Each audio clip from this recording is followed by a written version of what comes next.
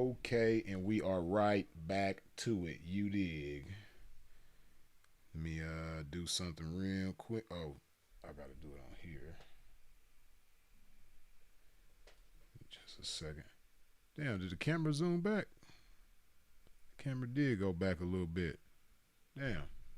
I've been trying to get this right for a minute. I noticed my camera ain't all zoomed in like it was. Oh shit. Speaking of the camera, I'm hitting the damn thing. Yeah, hold on. Let me do something real quick. And things are moving much better. Oh yeah, we cool now. That's all I needed to do, man. I just needed to restart this joint. And now we back smooth. You dig?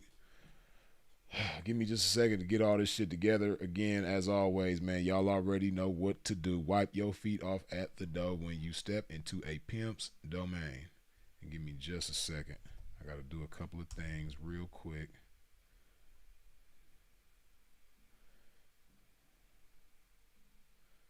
It's only going to take a second. We going to get right into it, man. I hate that shit when it be technical. Y'all know I'm the technical difficulties king, man. Freeze always having some kind of technical difficulty, but we good now. We good now.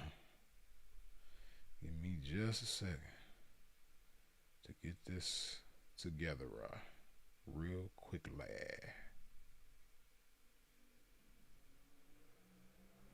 Come on, man. Come on, man.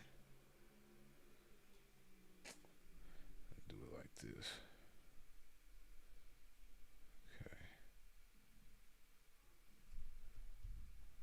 Bam. Okay. Bam. Okay. Bam.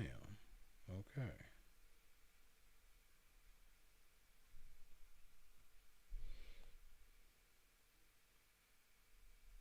Okay, now we could pick up where we left off.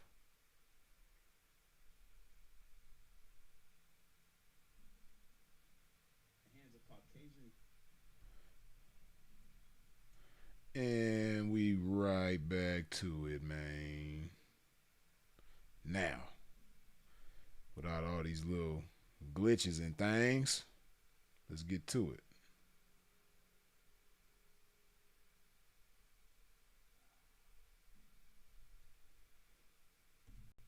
Start the show.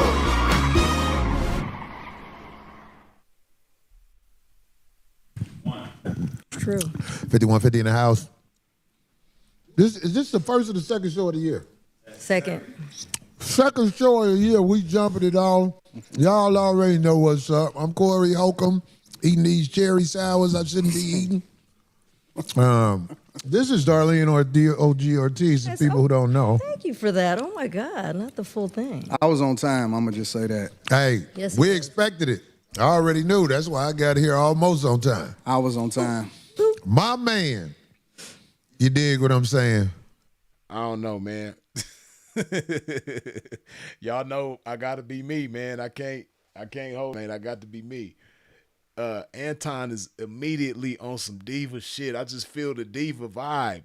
It's like diva energy just emanating off the screen right now, man. Please tell me if you think I'm tripping, man. But I don't think I'm tripping. I just get diva energy just off top, man. Like that's just me. I don't know. A lot of y'all know. We said. I was on time. I'ma just say that. I was on time. Please point out to me if you think I'm nitpicking, man. You know, I don't think so though, man. That's just me. Coming. Anton in the house. Hey, man, let me tell you something. I'm so glad you're here. Because people need to see a clash like this. Not a clash within something bad, just people who got something to say. Like what you say and what I say, I think it's going to be interesting. I do too. Yeah. I think it's going to be really interesting. Yeah, we had a great. See that? I think it's going to be really interesting. It then just you could just peep his vibe. Like you could tell, like I said, you know, in the last live. As a matter of fact, just so we'll have it on this video as well, let me show that to y'all again. Let me show y'all that again. That kind of lets you know how Anton walked into the building when they filmed that episode. What he came in there with, what he came in there on. I gotta show y'all that. Hold on.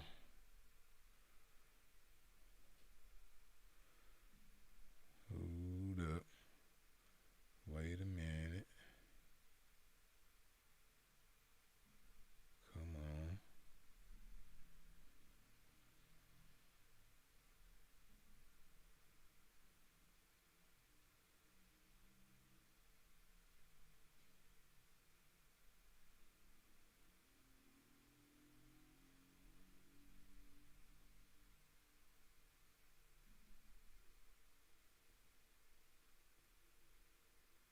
I don't Like what? Give me an example. Like the United States. No, give me an example, like a real life thing. Like, what did they take? So, right away, I'm going to keep it 100 with y'all. I'm going to be so honest and so real.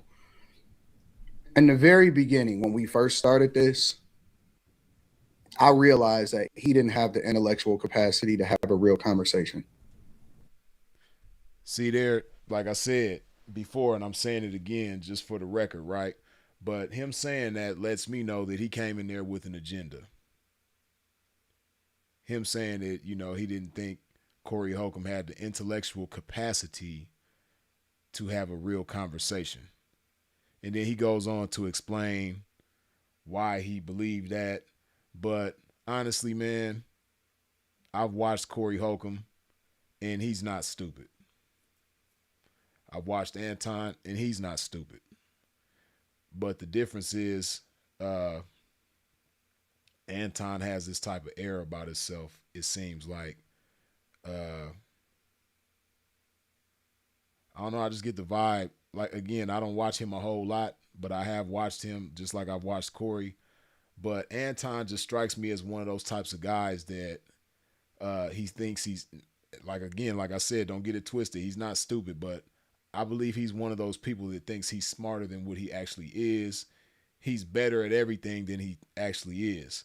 He's smarter than he actually is. He's probably thinks he's more charming than he actually is. He probably thinks he's more important than he actually is. Just whatever he actually is, he amps that up. You know, he puts just the vibe that I get from him, right? And, you know, that don't make him a bad person. You know, that doesn't make him, you know, less than anybody or anything like that. But that's just a human thing about him that I get. That's the vibe that I get, right? But when he said this right here, like I said, that's him. Like, cause me, I don't think he's smarter than Corey Holcomb. I just don't. And I don't think he's dumber than Corey Holcomb. I don't think he's just like when he talks about capacity, I don't think his intellectual capacity is any greater than Corey Holcomb's. I don't. But when he said that, that says to me that you had an agenda going into this. And when you watch the beginning, as we are, of the episode, close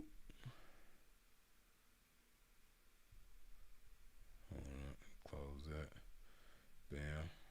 When you watch this beginning of the episode here, you could just see his demeanor and the way that he's talking, and he just got a certain type of agenda coming into this. Let's continue. So we had time before you got here, so we had a great. I buttered it up. So You don't need to go. I made sure that she felt good about this. Yeah, you don't need to butter. We still trying to get Shannon Sharp on here, so y'all ain't gonna have something to do after the show. Oh, brother. Too old. That man don't want this. I know. Your they tough. I noticed They it. think they tough? They think they tough. Yeah. They be out there. They not that tough. Uh-oh. We seen charging them up. we Uh-oh, here we we go. seen Yeah. worse. You know, You see there, he like, I don't know. I mean, again, y'all might think I'd be nitpicky, but I'm like this whenever I do these type of reactions, man. But it just seemed like he came in there to put on a show, a certain type of show, though. Like, he came in there to start shit. Just to put it simple and plain, that's the agenda I had. I think he came in there with starting shit on his mind. And he's talking about intellectual capacities and all this shit. He didn't think Corey had the intellectual capacity to have a real conversation.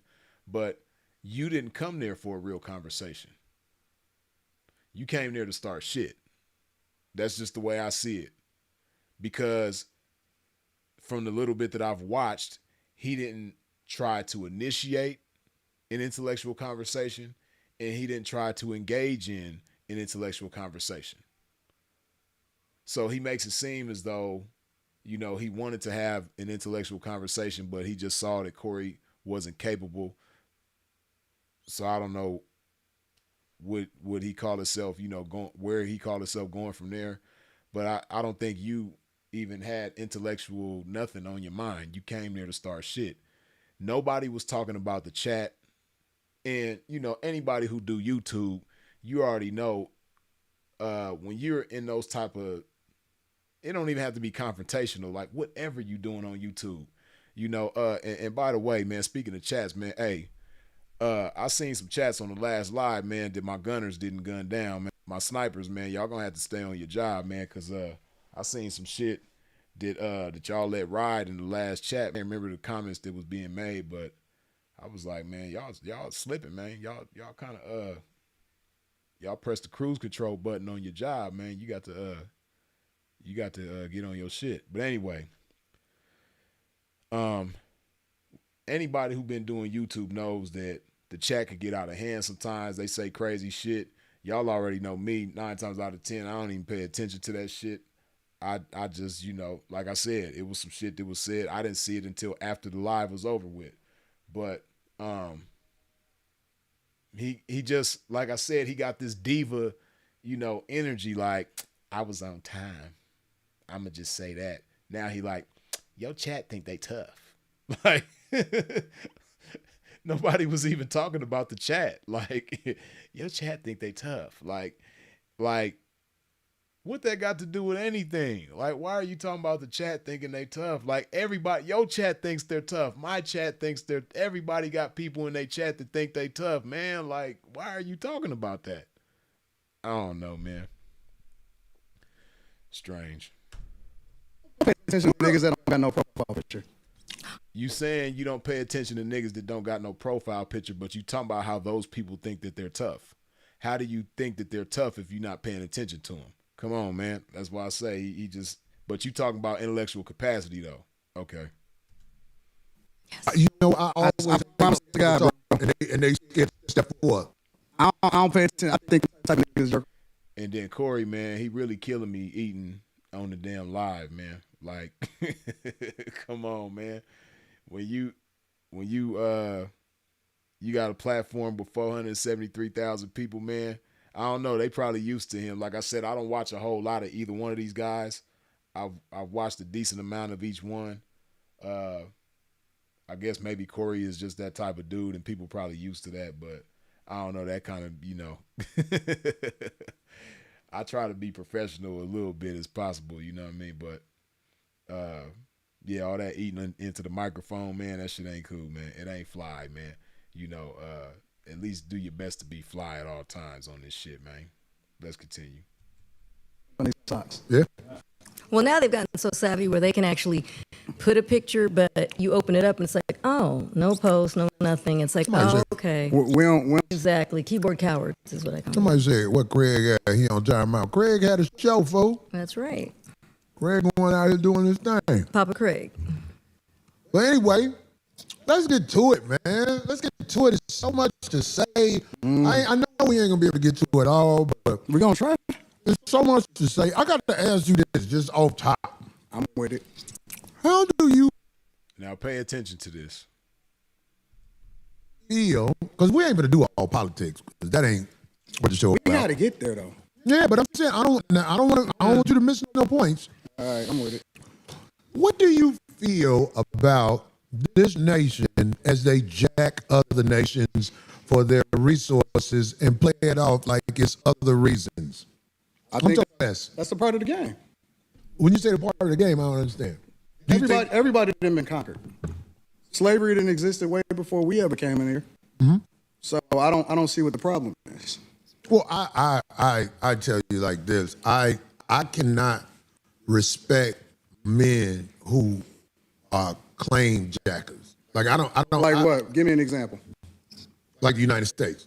No, give me an example, like a real life thing. Like, what did they take? The United States.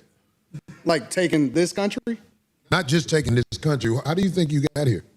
Yeah, the transatlantic slave trade. You're a smart man. Right. I studied it. I know all about it. So how it's very hard to be respectful of what is here when me, for example, as an African-American male, I know how I got here. I didn't take the cheap flight on Frontier here. My people were kidnapped. My people were robbed. They what? They were sold by Africans. You say all the people were sold by Africans? How you think what you think white people came over there and got us? Yes. No, they were sold. So they just capitalized off of it better than that. So you're saying that all of the black people that were brought here were sold by Africans. Correct. So the white people they were just doing transactions over there. Absolutely. It was capitalism. See, the thing about white people, you think that racism is inherently in them. Racism is inherently in all of us. Black people is some of the most racist people I've ever seen in my entire life. Man, see, what's messing me up is how Anton, from the jump of this episode, he realized that Corey didn't have the intellectual capacity to have a real conversation. That's like one of my biggest pet peeves when people misappropriate racism, when people misuse the term racism, when people don't understand what racism really and truly is. It's on my nerves when anybody does it, but it especially gets on my nerves when black people do it. And when black people say that black people are or can be racist. Let's do this. Let's look up you heard what he just said. Black people are some of the most racist people that he's ever seen in his life. Let's look up. Let's see what Google says is the definition of racism.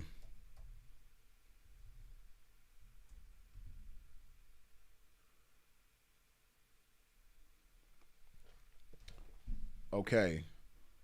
Racism. Prejudice, discrimination, or antagonism by an individual, community,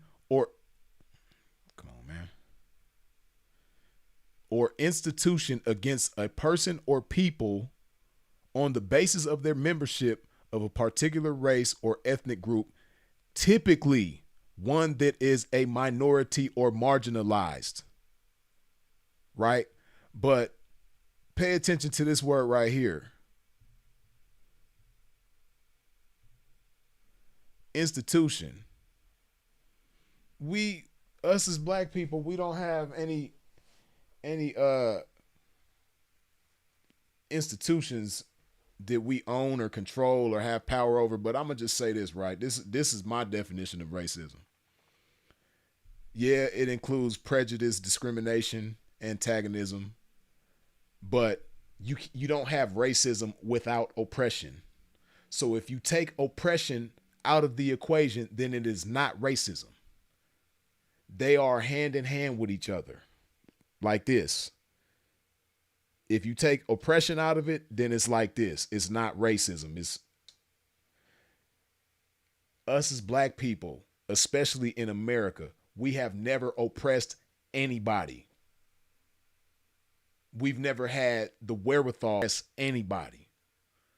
We've never had the power or anything. It's always been from the foundation of the United States of America. It has been impossible for us as black people to oppress anybody.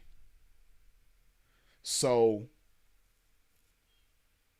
it's impossible for us to be racist. You can say that black people dislike. You can say that black people may not agree with or whatever, but you can't say black people are racist. White people, on the other hand, you can say that they are racist or have been racist or whatever. It's not to say that all white people are racist, but they have oppressed. They have always and still do have the power to oppress. They control all the institutions. They control everything in America. So, yes, you can say that a white person is racist. It's not to say that all white, like I said, it's not to say that all white people are racist, but it is possible for white people to be racist in America. It is not possible for black people in America to be racist. So again, that's what kills me when he says something about intellectual capacity, because if your intellectual capacity was so great and you're so learned and so knowledgeable about the things that you're talking about, you wouldn't misappropriate that term racism the way that you are. But let's continue. We don't even like each other. So can I ask you a question? No, let's say that. Okay. We don't even like each other. And so black people participate. Some of the first slavers in the United States of America was black people. That's the truth. So what I'm trying to understand is, see, he said, listen to what he just said. Some of the first enslavers in America were black people.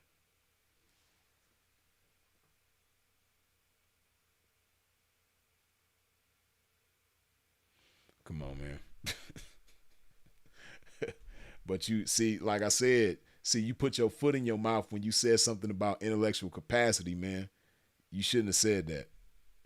I feel like on Ali, when Ali was telling Malcolm was trying to chop it up with Ali, and Ali was like, you should have never quarreled with the Honorable Elijah Muhammad. You should have never quarreled with the Honorable Elijah Muhammad. That's how I feel about Anton Daniels. You should have never said intellectual capacity. You should have never said intellectual capacity, because everything he say, that's what's in my head. Like when Malcolm was trying to talk to Ali, every time Malcolm would say something, he was like, you should have never quarreled with the Honorable Elijah Muhammad. That's how I feel about Anton. Every time he say something, you should have never said intellectual capacity. Like, you tripping, man. Let's continue. Was slavery in the United States before? Slavery existed thousands of years before we got here. Okay. Slavery was. But see, what he's not going to say, and what a lot of people don't say, because people say that all the time, and that's true. Slavery did exist long before the United States existed. And all different kinds of people other than black people have been enslaved. But what people don't, or what people try to skip over, is the type of enslavement that black people experienced. It was way more intense. Like, it shouldn't even be called slavery. They really should come up with a new term for what black people in America went through, when the United States was being founded, when it was being, created, when it was in its early stages, right? Because the type of slavery that took place historically leading up to that point, and the type of slavery that took place in the United States is completely different. If you know history, then you know that. So when he says that, slavery existed for thousands of years before America, you downplay what took place in the United States. You minimize it. And that's what a lot of people other than black people have a tendency to do. So when I see a black man doing that, it's just like, ugh, like, dude, like, be quiet. Don't talk about certain things, because he's saying that Corey doesn't have the intellectual capacity to have a real conversation. And then when he said that, I didn't play that part, but he went on to say, like, you know, he just talking about things that he don't really know about. You're doing the same thing. You're making it clear right here that you're doing the same thing that you're accusing Corey of doing, which so far I haven't really seen Corey do that. But let's continue. Every single continent in this world. That's a fact. Now, the thing that's a problem with it is that this is a problem that I have. What you niggas want? What do you mean when you say what you mean? What do y'all want? Because y'all complaining about it over and over again, and I'm trying to understand what is it that y'all looking for. What is going to help y'all? Whole thing that's happened. Because I'm solutions oriented, and I'm tired of niggas that ain't never been through shit complaining about shit that they ain't never been through. If you black in the United States, you've been through some shit. But I'm tired of niggas complaining about shit that they have never been through. Like, You've been through some shit, but you ain't been through that. I don't understand. What are you saying? Like, Because most of the niggas that's complaining about it ain't even really seen the racism.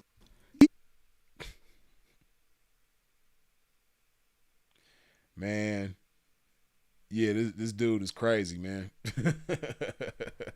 Like I said, you know, and again, in spite of what I'm saying in this review, I still don't believe Anthony. I'll just say that he is, let's just say, misinformed. Let's say that when it comes to certain things. He's probably very knowledgeable in, you know, some things that I'm probably not so knowledgeable in, and vice versa. But the things that he's talking about here, he should have left us alone. He should have never quarreled with the Honorable Elijah Muhammad, man. He should have never did that, man. But let's continue. New niggas. All of these internet niggas right here, these is new niggas. So are you saying black people in the United States, some of them have skipped over racism? Yes. Definitively. Come on, man. Definitively. You have a greater chance of being killed by somebody that look like you than to ever interact with somebody that don't look like you and kill you. But do you That's a understand, fact. Do you understand? And see, it's good that he's saying right, because it's an opportunity to kick game, right? So let's kick some game. What he's saying has truth to it. You know, in a lot of our communities as black people, you do have a higher likelihood of being harmed or unalived by somebody who looks like you than somebody who doesn't look like you. There's truth to that. But what he's not, you can't say one thing without saying the other, right? Because it's misleading. So when you say that, what you should also say, what you have to say is why. We know that there's a lot of among our people that's not cool. We know that we do a lot of things to ourselves and to each other that's not cool, right? We understand that. But why? Why are we the way that we are? How did we become this way? You know, because we didn't establish this country. We did a lot of building. You know, we put a lot of blood, sweat, and tears into the United States, but we didn't establish it to be what it is, what it was and what it evolved into and what it is now. We didn't establish this. So we didn't set the tone for anything. We didn't create states and counties and cities and government. We didn't do any of that. We didn't create neighborhoods. We didn't put ourselves in any of these neighborhoods that were created. Neighborhoods were created and we were put in neighborhoods. You know, we didn't put ourselves there. We were put there, and conditions in which we were put in, we didn't create these conditions for ourselves, right? So that's where it starts. You have to talk about how and why we got to where we are right now. You can't say, oh, black people, you know, do this, that, and the third to each other. You know, black people had the most this and black people had the most that and black people do this the most and that the most. You can't say that without saying why it is, first of all. Then second of all, you know, it's America. People act like white people don't do the same things that black people do, and all the other ethnicities don't do the same things that black people do. It's just that, you know, the media and propaganda and all this type of shit, you know, puts us in a certain light, and it manipulates people to believe certain things. But, you know, we're not the only people who hurt each other. We're not the only people who commit crimes. We're not the only people that do wrong. We're not the only people that have kids out of wedlock. We're not the only people on welfare eating off food stamps and all this type of shit. We're not the only people below the poverty line and doing certain things that a lot of people below the poverty line do. We're not the only people. We're just the ones they put the magnifying glass on. But if you put the magnifying glass on everybody else, guess what? You're going to see a lot of the same shit. Why? Because it's America. And the things that you see more so from us than you see from other people, you know, it was put upon us. You know, we didn't put it upon ourselves. So that's why it just really kills me when, you know, he uses these type of talking points. Him or anybody else black uses these type of talking points, because it's like you're saying something that may have some truth to it, but you mislead people, especially as an older man. This man is in his 40s. So when you an older man in your 40s, you know, whether you realize it or not, and especially when you have a platform big as his, he got 1 million subscribers on one channel and he got several other channels that probably got hundreds of thousands. When you have a platform like that and you speak on certain things, you should see yourself as having a responsibility to, you know, not mislead people. That's the way you should see yourself. I know me, I don't want to mislead anybody. So I do my best to be responsible with what I say. And, you know, I don't recklessly say shit to mislead people, especially about yourself and you and your people as black people. But let's continue. It's made like that on purpose. The position, it's the system. The The system position against us. I got it. okay, but the position you and your people are in, Who is my people? black people. Do you claim black people? I'm a Christian first. I claim. Well, I think something's wrong with that. If you don't want to say you're a black man first, I think something wrong with that. Black is a construct. They told you that you was black. Okay, well,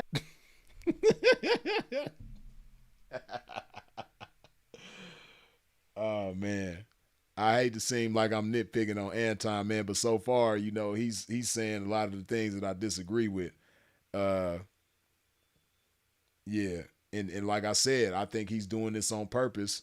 Not the ignorance of what he's saying and the misleading of what he's saying, but just the confrontation that he got going on with Corey.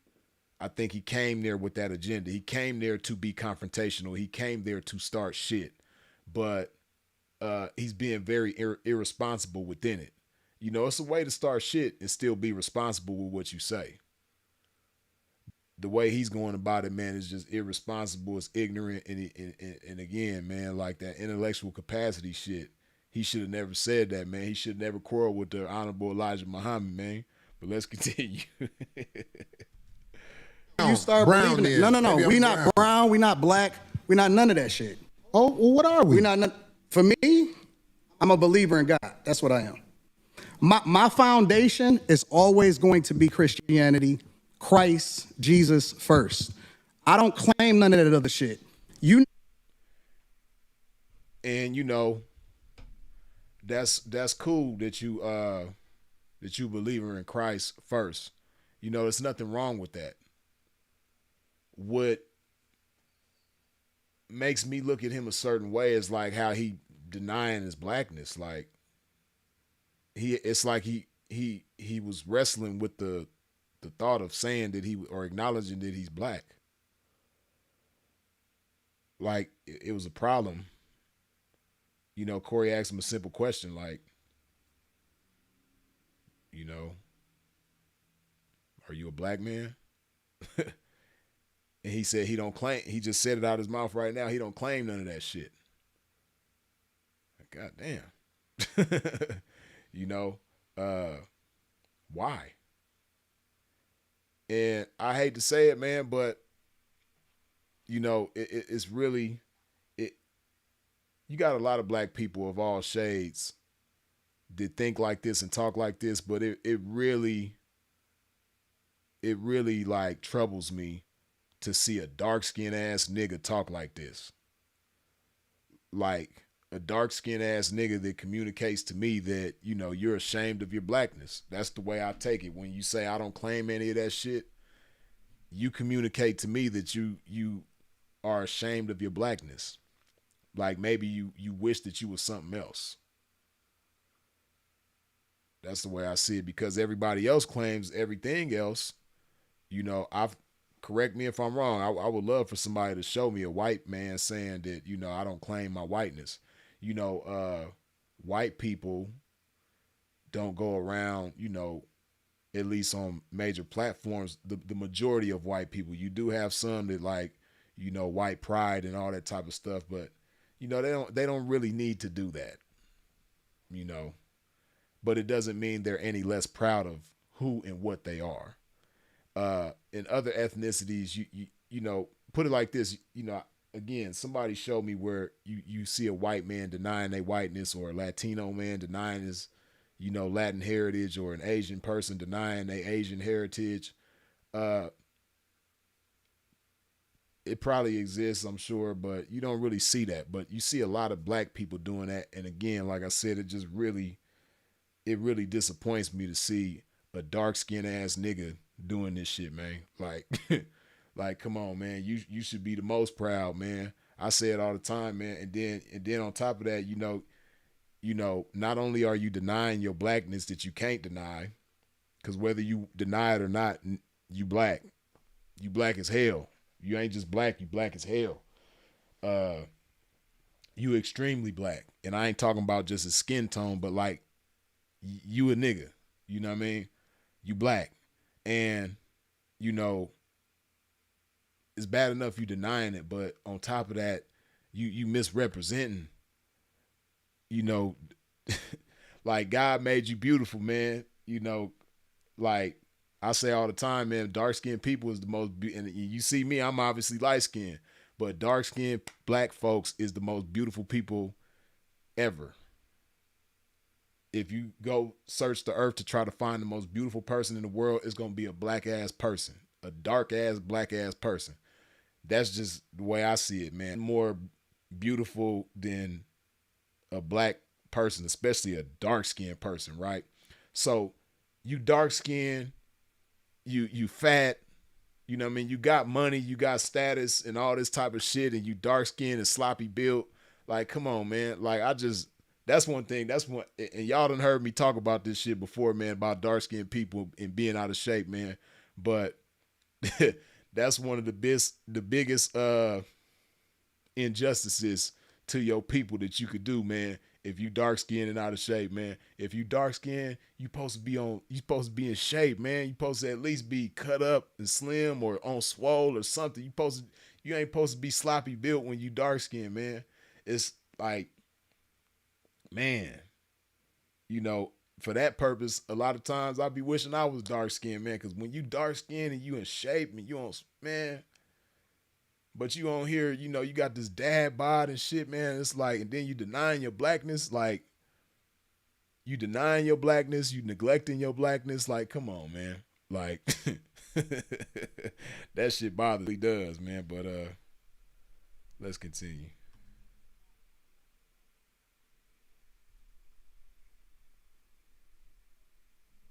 Don't get me to believe in you based off of some shit that you can't control.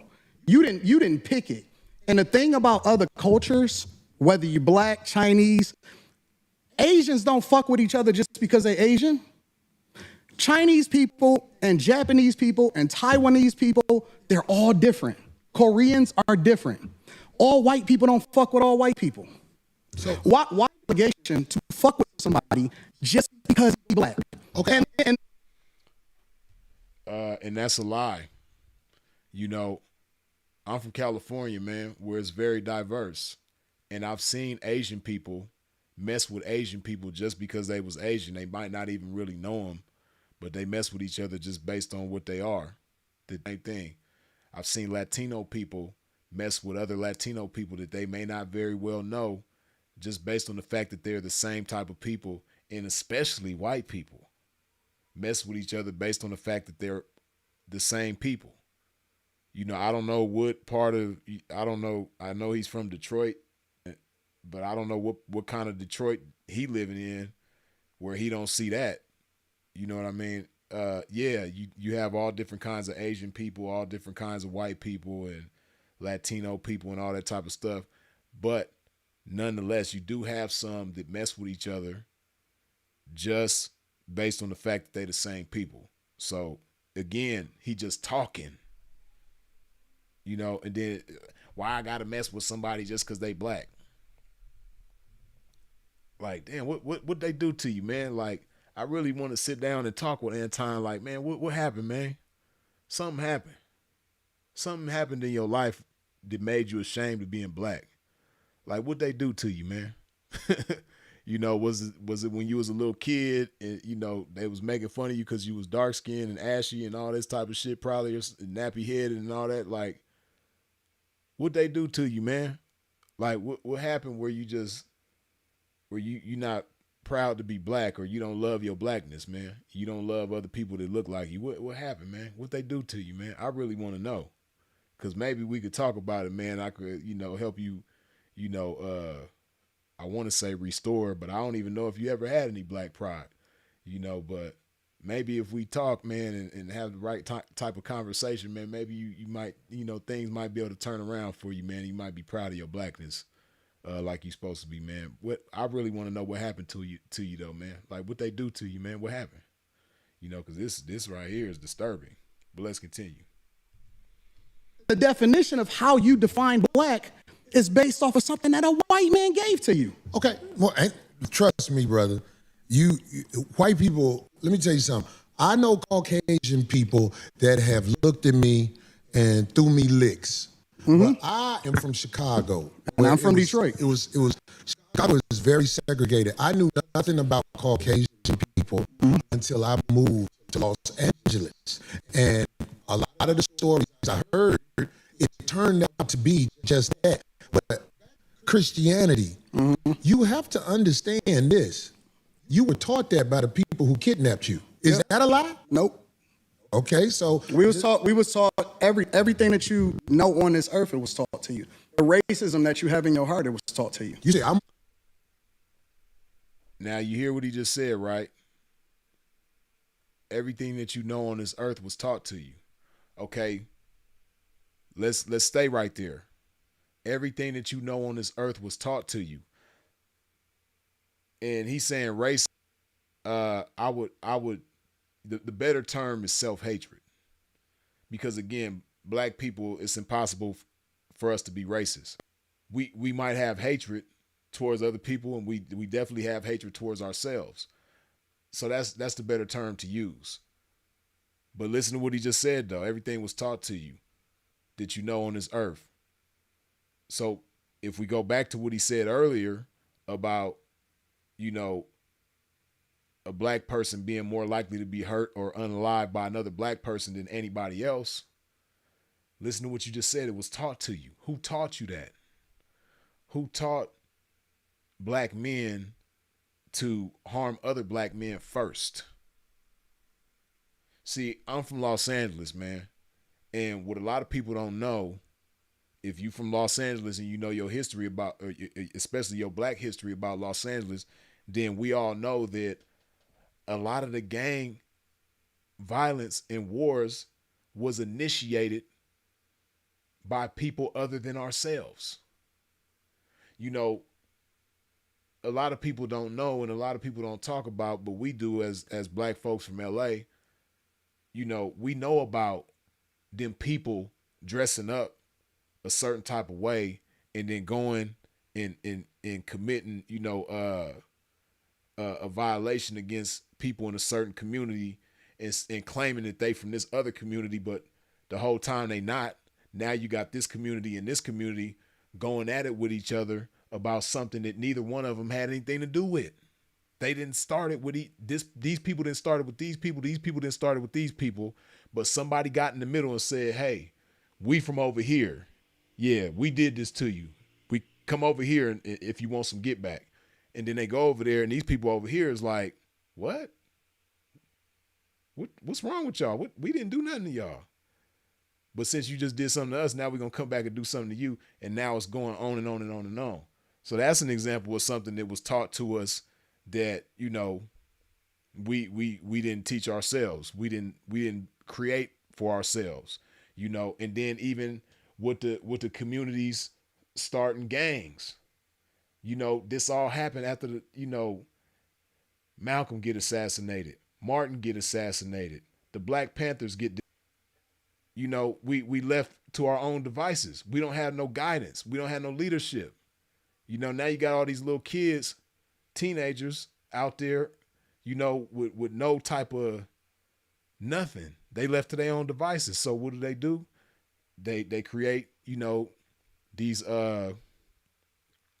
community groups, if you will, and then outside forces come in and, you know, puppeteer certain things to make it turn into gangbanging. Right? So that's an example of something that was taught to us.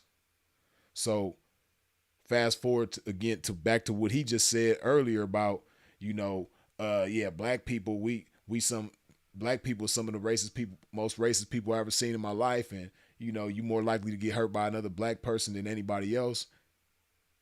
You just said right now, everything we know on this earth was taught to us.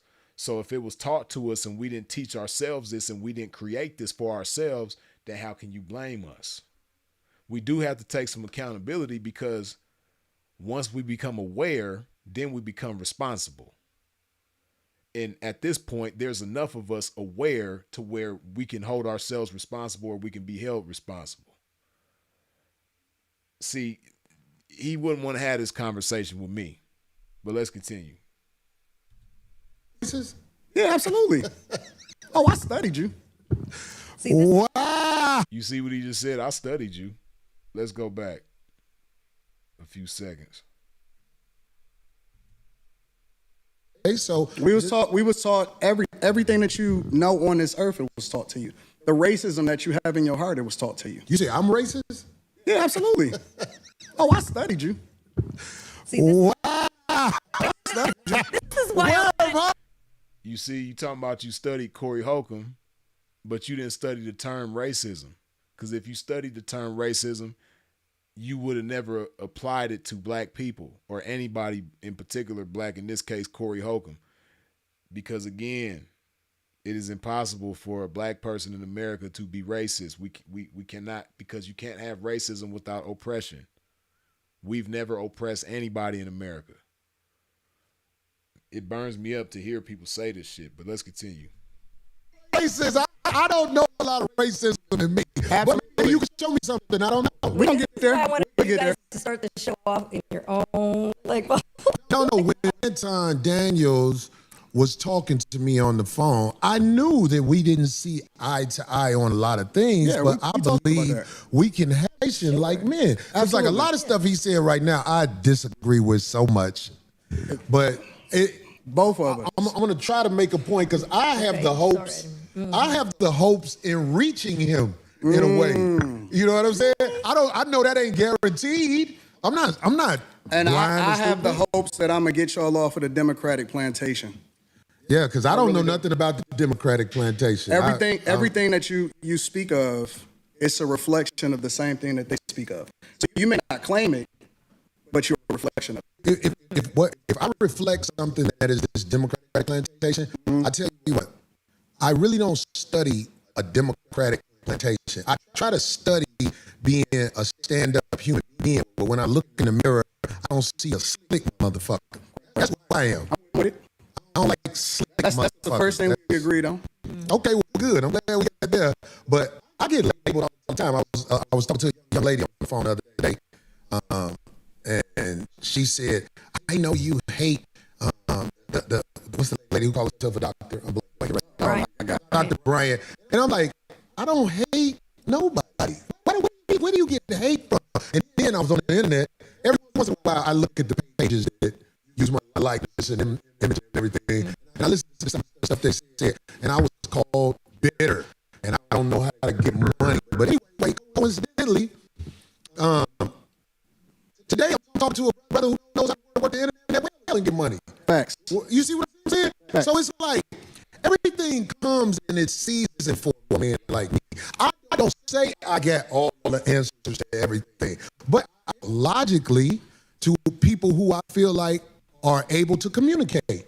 That's what I'm saying. Because like the stuff you say, and so I'm like, get the fuck out of here. Get the fuck. Yeah, 100%. And I mean, that's your personality too. Like, And it would be boring to hear just one person's take or views on things. This makes it interesting.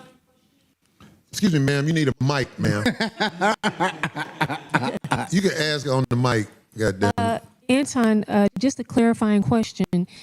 What about, are you comparing racism with prejudice? Is it, do you think? There you go. Somebody with a brain. That's that young lady, whoever she is, whose voice that is right there. She has a brain. She knows what she's talking. And see, because she made it clear to me right now when she just said what she said, that she knows what she's talking about. I know it was burning her ears every time he said the word racism, just like it was burning my ears. But let's continue. Let's see where this goes. People can truly be racist, or are we just prejudiced? no, I think that there's a lot of people that hate white people, like straight up hate white people, and it's very unfortunate because. And see, he's not answering the question because he doesn't even know the definitions of the words that he's using or the words that she's saying, which she added prejudice to what he was saying, racism. And he said, black people hate white people. And for a lot of black people, that may be true, but that is not racism. Young man, that's not racism. And he's in his answer is already making it clear that he don't know what he's talking about, but let's continue. They're not even the ones that's winning over here. We compare ourselves against a group of people that the majority of them is on food stamps and welfare. They would be a disappointment to their ancestors. Right, but isn't true racism a system that controls access to, Well, that's the argument, right? The argument is we can't make sure white people don't get access to certain schools and, programs and things like that. Be racist, to be quite honest. See, that's what I was going to say. That's the argument that black people make, is that you can't be racist if you can't actually have an impact on another group of people. So it's supposedly systemic.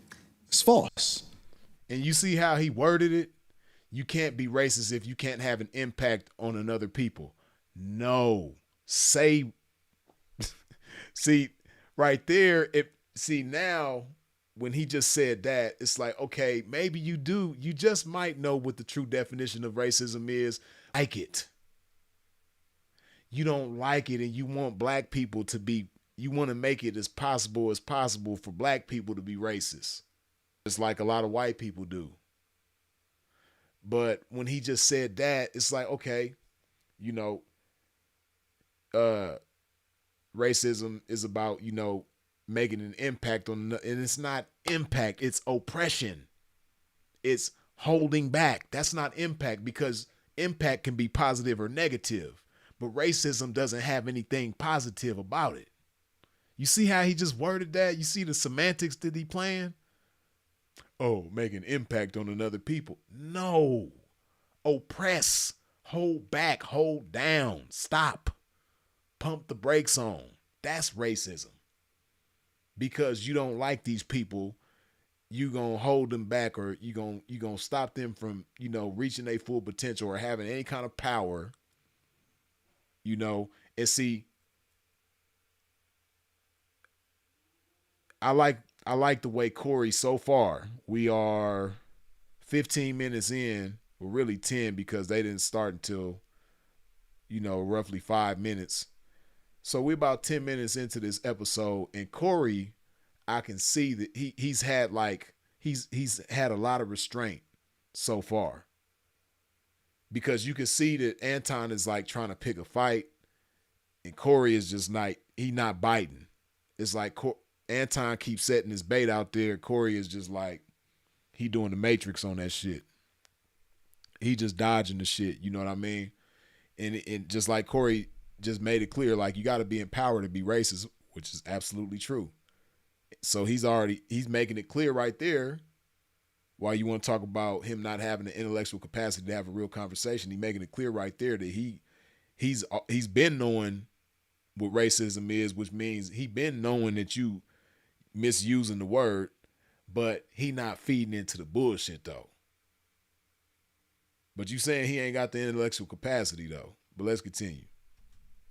I just seen a guy that used to be the president of the United States of America that wanted to become the president of the United States of America for the second time, almost get everything taken away from him. Literally. And he was basically being taken down by black people. Kamala Harris, Letitia James, who was the, in New York, Fonnie Willis, down in Georgia. All of those are black women, specifically that met with Kamala Harris months. And see, it's what Anton likes to do. He likes to say one thing without saying the other. And the one thing that he says might have some truth to it, but there's some truth to the antonym of it as well. The opposite of it, which is there's a lot of black people that support Donald Trump. And nobody ever wants to say that, but that's true. Just like it's a lot of black people that, don't support Donald Trump, that are against Donald Trump. There are a lot of black people that support Trump. It's a lot of black people that love Trump. You're not the only one. He want to point out certain people and he want to point out a bunch of women, but there's black women that support Donald Trump as well. But let's continue. Before they actually started this campaign during the Biden administration. So funny to me, because then I have to ask myself the question, well, listen, if this is a construct and if it's all about white people and all of the energy is going towards a person that black people fucked with before he actually ran for president of the United States of America, but we champion Barack Obama. Not me. No. Take yourself out of it. We talking about the culture. It may not necessarily be you individually, but we as a culture fuck with him. Fuck with who? Barack Obama and his wife. We fuck with him. As a culture, we champion him. We absolutely do. And he didn't give y'all shit except for gay marriage. You know I know that. That's why I ain't arguing. Are you independent? I'm a Republican. You know that? I'm a conservative. I'm a straight up and down Republican. And matter of fact, people need to really understand their history because Republicans were the party of black people. That's true. But let's see if he keeps it real about this. Republicans were what Democrats are now. Like they took their name tags off and switched them. But it's the same people though. I guarantee you he's not going to say that. But that's really all it, you know what I mean? Yeah, black people were predominantly prior to the civil rights movement. But, basically what happened was it just like the agenda switched. But, again, that's the best way I could put it. It's like they took their name tags off, like the Democrat took his name tag off and the Republican took his name tag off, and they just switched them. And like, yeah, you're going to be me and I'm going to be you. That's pretty much all that happened. It's the original party of black people. They were the party that actually freed the slaves. Lincoln was a straight up Republican. When you're talking about the emancipation, when you're talking about 1865, when you're talking about what we stood for as conservative means that we're Christians. It means that we don't fuck with that gay shit. I'm telling you. Right, you don't fuck with backdoor shit. I don't. I don't either. That's what it's saying. What it means to be a Republican is this, because a lot of people like to say, because this backdoor Republicans, we were taught by our parents. We were taught by our parents. We were taught by our parents that we vote Democrat no matter what, right? regardless of what they stand for, regardless of the agendas that they push, regardless of how much nonsense that we see in our communities, regardless of how many people, how many Democrats actually destroyed our cities from Chicago to Detroit, all across the board. We were taught to vote that no matter what. You vote Democrat no matter what. I agree. But this is the difference between the parties on a very fundamental level, not complicated at all. Really? You finna say there's a difference between the parties? This is the difference. I can't wait to hear this. No. You may say. Yeah, I can't wait to hear this too because, you know, again, this is another example of him saying one thing that's true, but he's not going to say the other thing, the other part of it that's true against what he's saying. And the other part of it that's true is he ain't going to talk about Reaganomics. He ain't going to talk about the Ronald Reagan administration and what that did to our people. My man, he don't want to talk about that. Yeah, the Democrats did some shit to us too. And that's why, you know, I kind of like, I'm kind of leaning with Corey so far as them not being different. Cause Corey, he goes on to say how he don't vote. And I kind of got the same stance. I ain't never voted and most likely never will.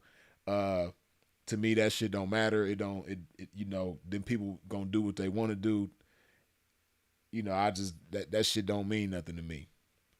But yeah, he's not gonna say that part, but let's continue.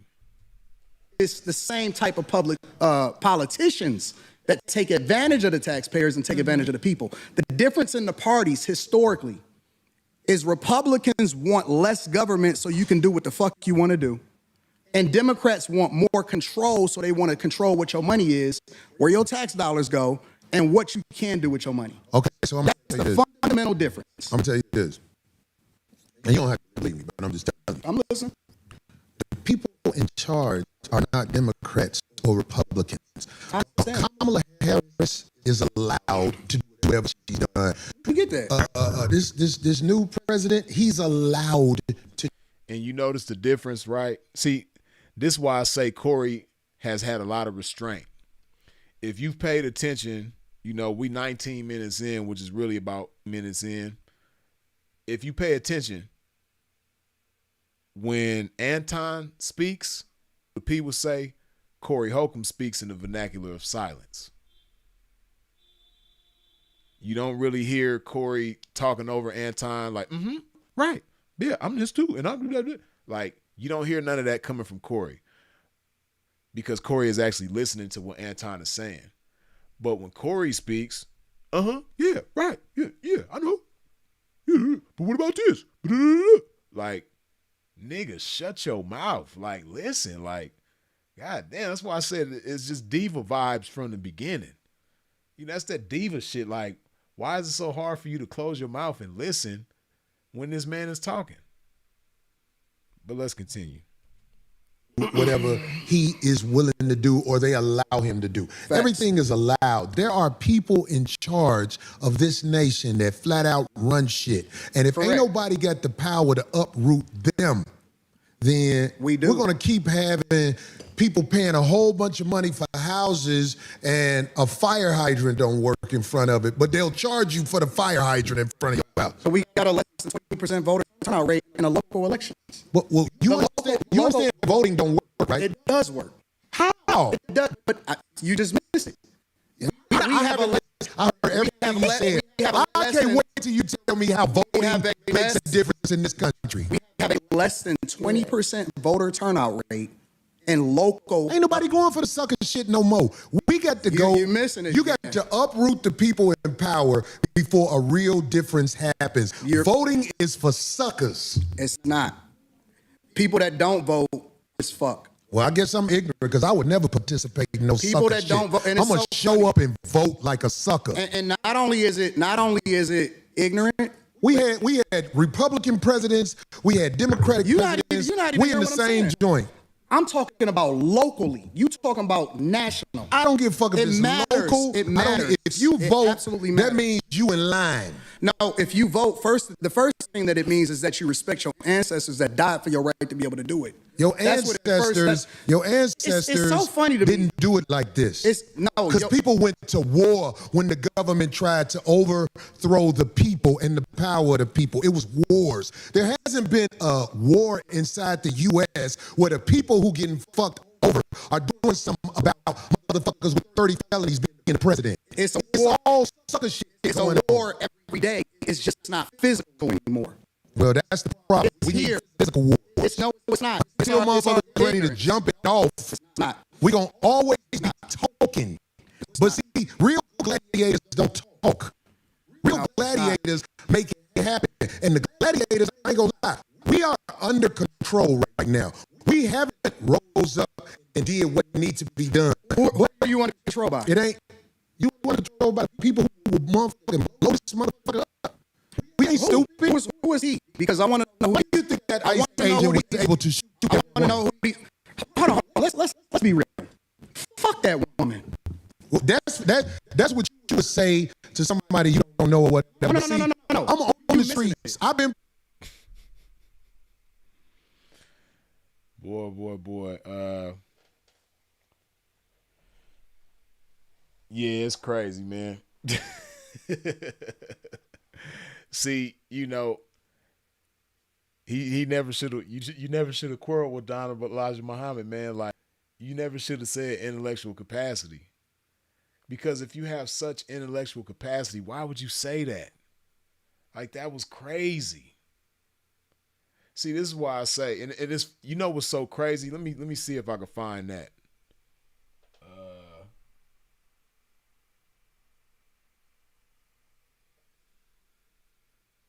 Listen to what he says right here. This is the honest to God truth.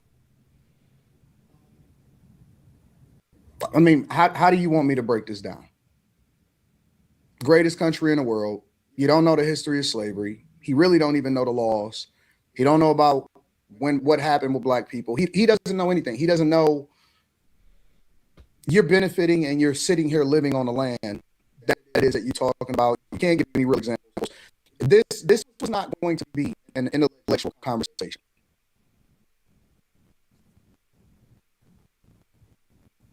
It just is what it is. But this is what I've been telling y'all. These dudes are Neanderthals. The people that we champion in our community are Neanderthals. We don't have any heroes. We don't have any leaders. Are they entertaining? Yeah, but they would have been the court gestures back in the day.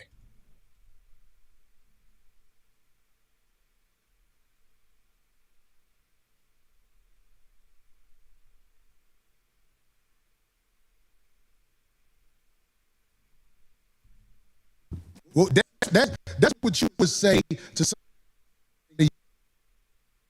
I ain't gonna lie. We are under control right now. We haven't rose up and did what needs to be done. What are you under control by? It ain't. You under control by people who will motherfucking blow this motherfucker up. We ain't stupid. Who is he? Because I want to know. Why do you think that ICE agent was able to shoot that woman? I want to know who he. Hold on. Let's be real. Fuck that woman. But you classifying Corey Holcomb as Neanderthal who would have been a court jester back in the day. And his jester, he said gesture, but it's jester.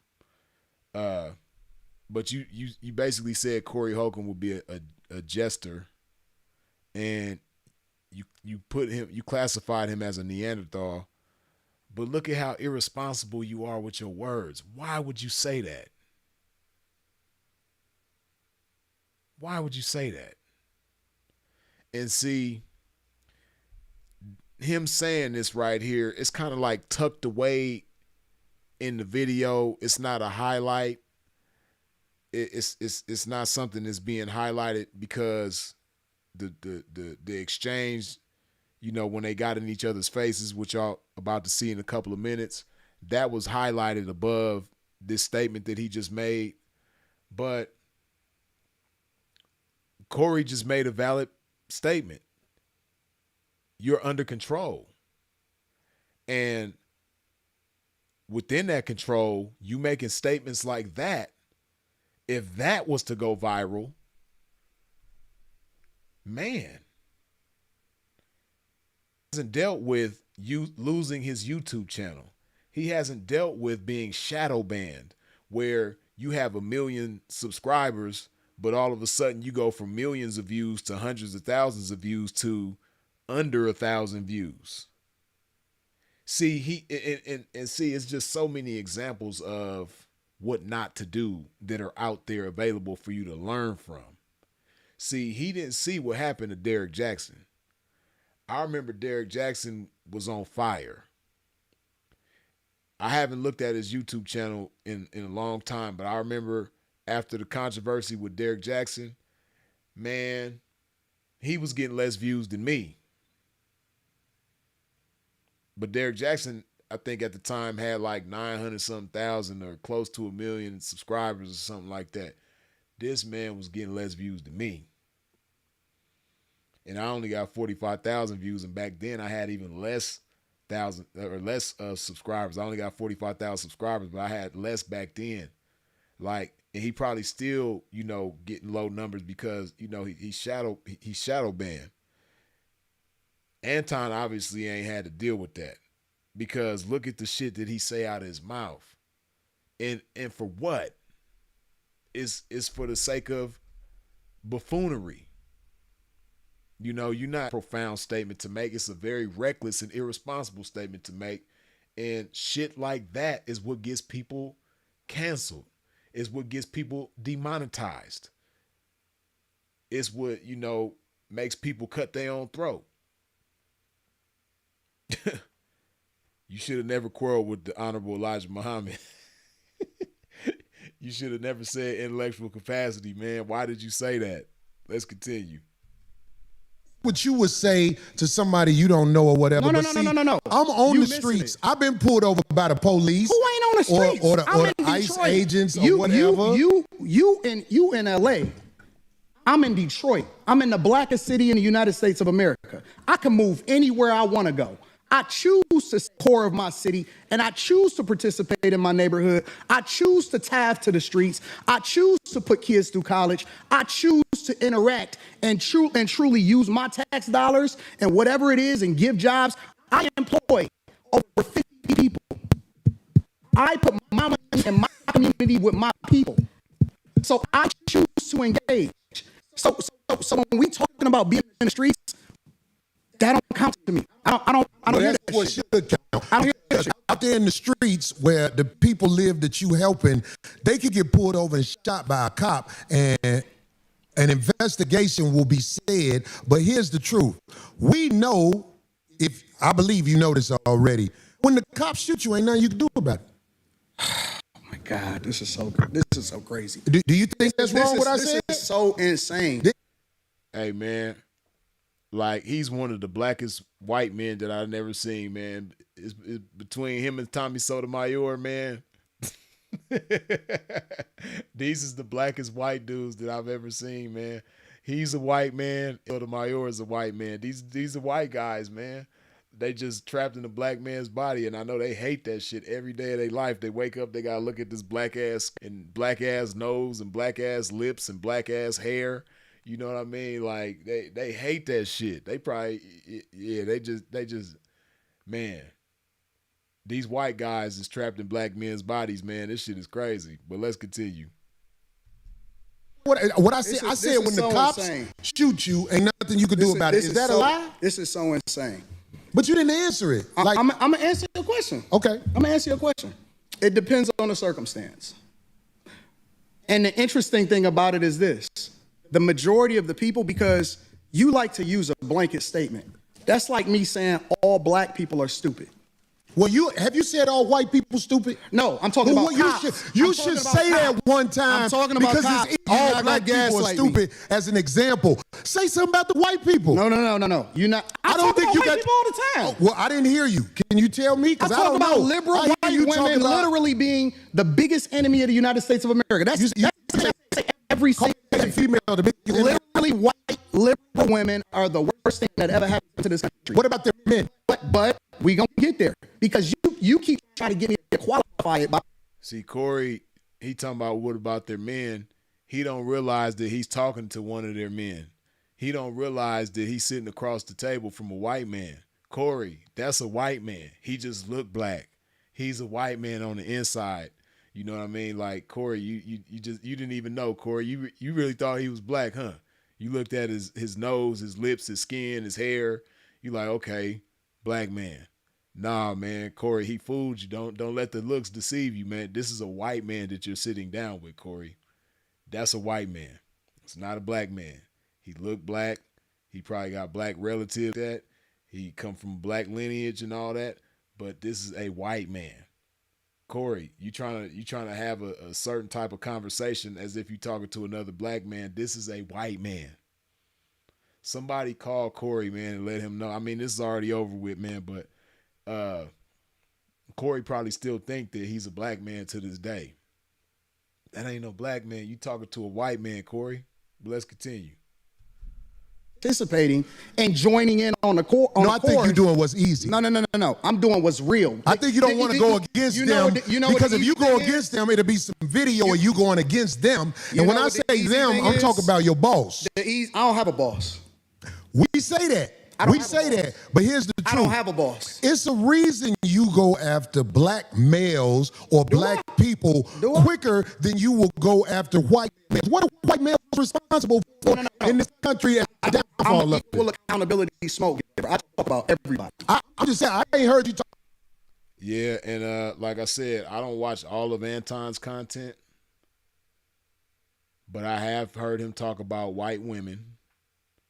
So he's right about that. But again, this is another example. See, if you just pay attention, I've been pointing them out as we go, and I might even miss some examples. But Anton, I see now, because this is my first time watching him in a debate, even though this ain't technically like an official debate, but that's what they doing.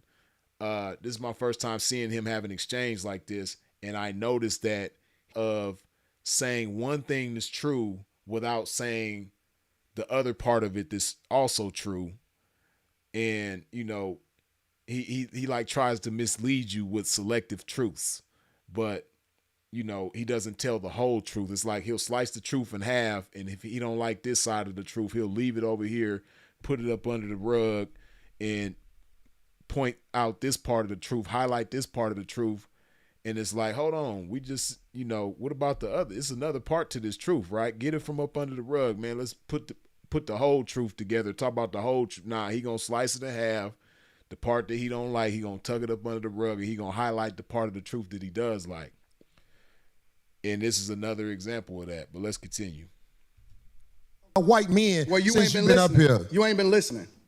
You ain't been listening. I've been listening to you. No, you haven't. I hear you don't taking have, you don't have the capacity to be able to listen because you're too busy. No. You got me wrong. You're too busy. My capacity that you just criticized, that's an opinion. Here's the fact. Have you seen something about Caucasian males and how they destroy this nation? What did I miss? Let's slow down because you're talking loud. But yeah, slow down because you don't have an answer for that. This is the first time you've wanted to slow down. You've been pedal to the metal this whole time so far, but now you want to slow down because he just asked you to point out a time where you've talked about white men. Now you want him to slow down because you need time to think of an answer that you, even if he slows down, you're not going to be able to think of an answer because you don't have an answer because you can't recall a time where you've criticized, negatively criticized, or constructively criticized white men. You've done it with all these other different groups, but yeah, let's continue.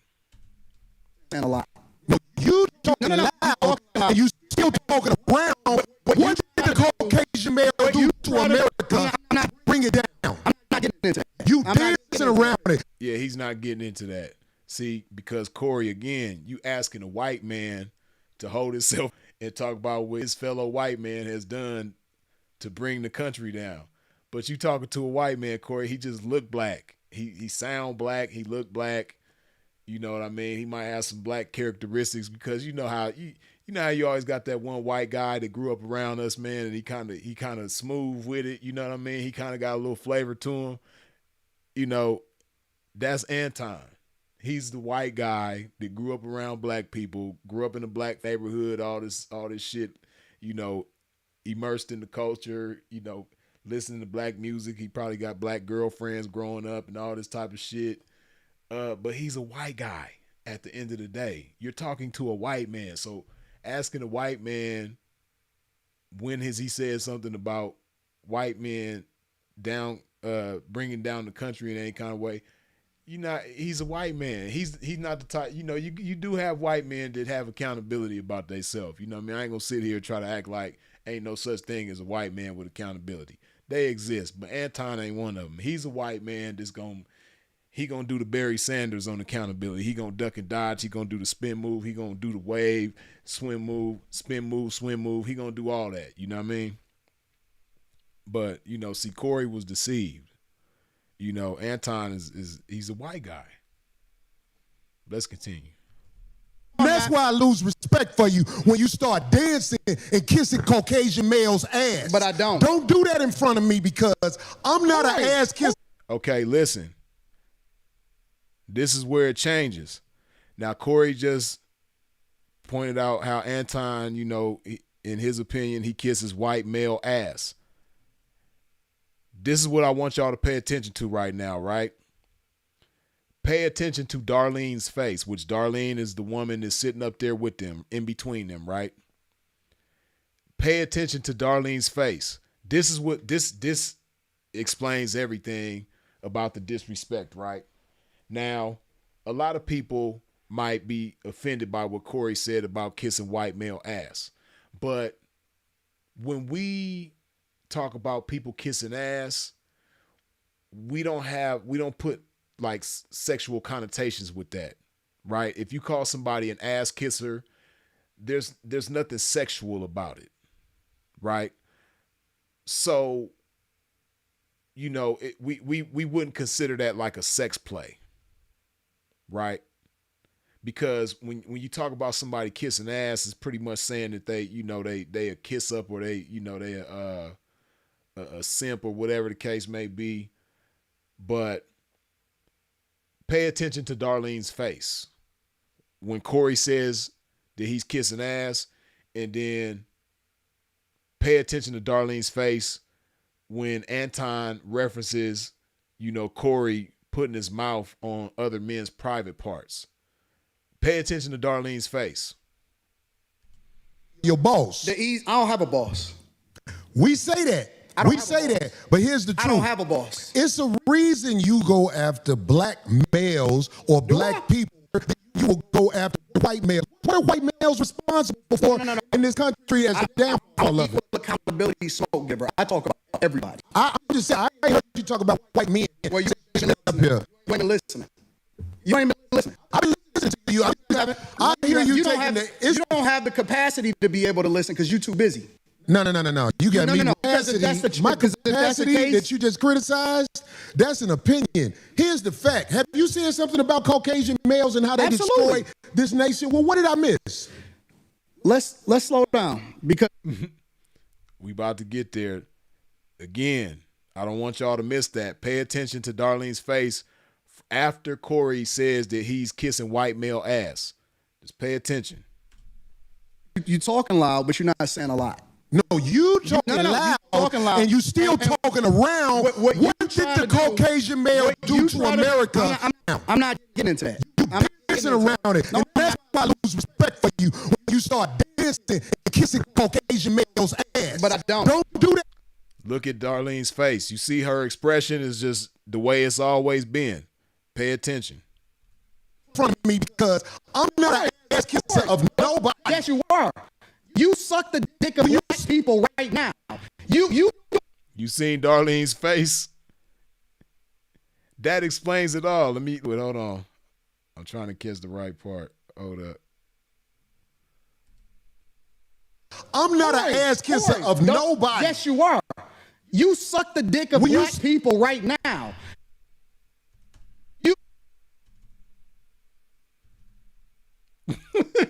You see her face? She like, damn, I can't believe he just said that. So even Darlene, she's a woman.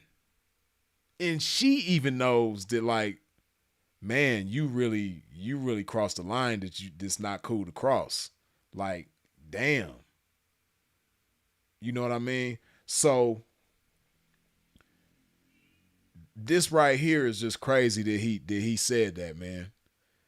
And then you about to see how he handles everything, man. It just, you know, this right here, this episode here, it put Anton Daniels in a different light for me. You know, because see, this is the thing, right?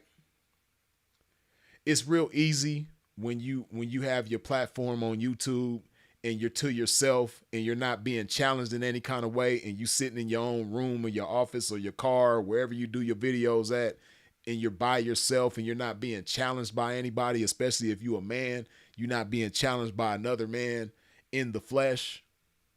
It's easy to appear, especially before your audience, like you just, you know, this all-knowing, omniscient, perfect individual. You ain't never wrong. You always right.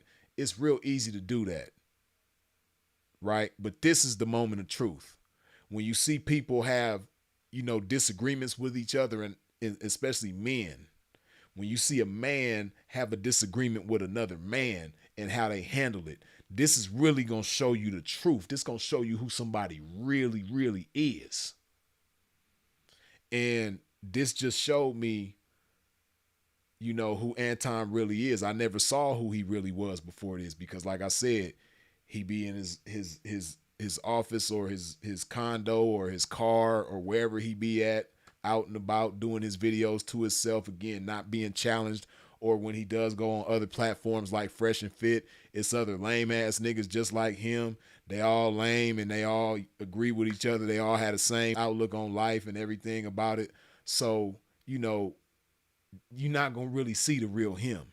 This is my first time seeing the real Anton when he's being challenged by another man, and the way that he's handling this challenge is not cool. You know what I mean? And it makes me question like so much about him. Like, who raised you? Where did you, like, how do you not know you a black man in America? How do you not know that you're not supposed to do that? How do you not know that if you do that, you should be ready to squabble up? That's the only thing to be ready for after you say that. Like, why would you? Like I said, man, this really showed me who he was after, but let's continue. The easy shit. What you do, let me tell you what you do. Nah, homie, let me tell you something, homie. I don't suck dick. Yeah, you do. Yeah, you do. So fix you doing that. it right now. I don't suck dick, homie. You doing it right now. Homie, believe me when I tell you, I don't. And for him to double down on it, it's just like, it's crazy. It's crazy. Like, dude, like, what's wrong with you? Again, like, what happened to you, man? What they do to you? You know, and it's a trip, because he mentioned somewhere in here how he got 3 brothers.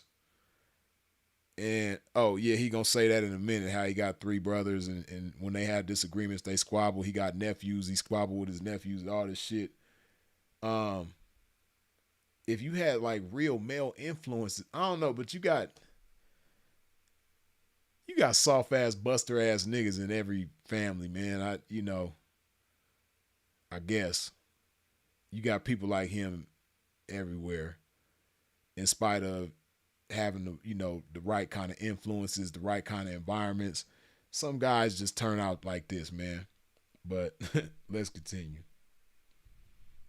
Do that. I don't do that. Listen.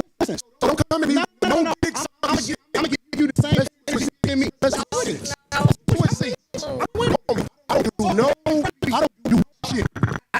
I'm a motherfucking man. I don't do no dick sucking shit. I don't give a fuck about none Well, I tell you what. Watch that dick sucking shit, because that's so bad. what you want. I don't do no dick sucking. I must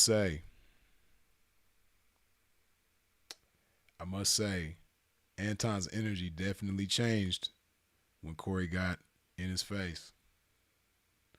Corey let him know that he, from across the table, Anton was like, yes, you do. Yes, you do. You doing it right now. But then when they switched seats, Corey got in his face. He said the same thing. I don't do that. Anton trying to act tough, but he's not. His toughness went down a notch. He know he in front of the camera. He know potentially millions of people gonna see this. So he gotta keep up his act. I get that. But I must say, your toughness definitely came down a notch when Corey got in your face. And you about to see he gonna say that we could take it outside and all this shit.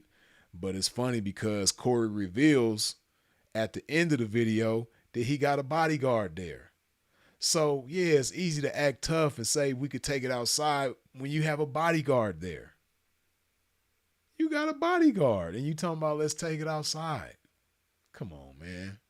Like, this is giving me like 6ix9ine vibes. You know, 6ix9ine always act tough when he got bodyguards around, all this type of shit. When he was in Texas and them Rap-A-Lot dudes was pressing his line, you know, he sang a totally different tune, man.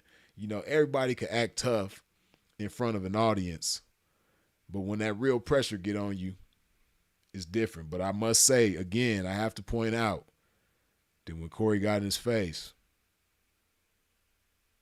he wasn't nearly as tough. He wasn't doubling down on that D sucking like he was from across the table. But let's continue. A lot of shit that I don't fuck with either. You Okay, but that gay shit, oh, you I don't give a fuck about what you talking Hey, about. homie, I tell you what. I'm right here. Don't put You no switching dick seats sucking on me. shit. Don't put no dick sucking shit on me, nigga. I'm from Detroit Say right I now. suck a dick again. I'm right here, right now. Right. He said say it. He didn't say it again. When they was across the table from each other, he said it again and again and again. But when Corey got in his face and told him to say it again, he didn't say it again. He talking loud. But then again, if you notice as well, another change that took place when Corey got in his face. He was sounding like Barry White. Corey got in his face. Now he sound like Mariah Carey. His voice done went up a few octaves. He real high pitched right now. I think you just trying to act tough, but you know you're not tough like that. You making white guys look bad. I know some tough ass white dudes, man. You look black, so you making black men look bad. You a white man on the inside. You making white men look bad. How you one man and you making two different types of men look bad at the same time. That ain't cool, homie. But let's continue. I'm gonna respect you. Dance around it. Dance around it. No. I'm gonna I don't do no dick dick sucking shit. I'm gonna respect you because it's your platform, and I flew out here to have a conversation. We good. But We you're not good. bossing up on me. Yo, We good. I did already. I don't do Nigga, dick we can put sucking the shit. microphone right on my back. I don't give a fuck about this shit. Sir. Homie, you just You still sound like Mariah Carey.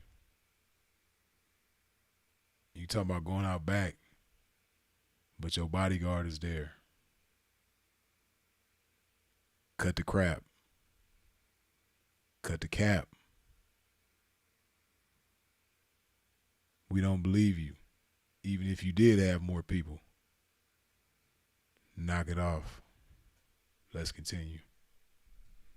your mouth. I'm not running my got a mouth. You question running your for mouth. Anton. I don't do You no doing dick this shit for sucking the shit. internet. You doing it for the internet. Now, if you want to say your time, You said he doing it for the internet, but we see who's really doing it for the internet.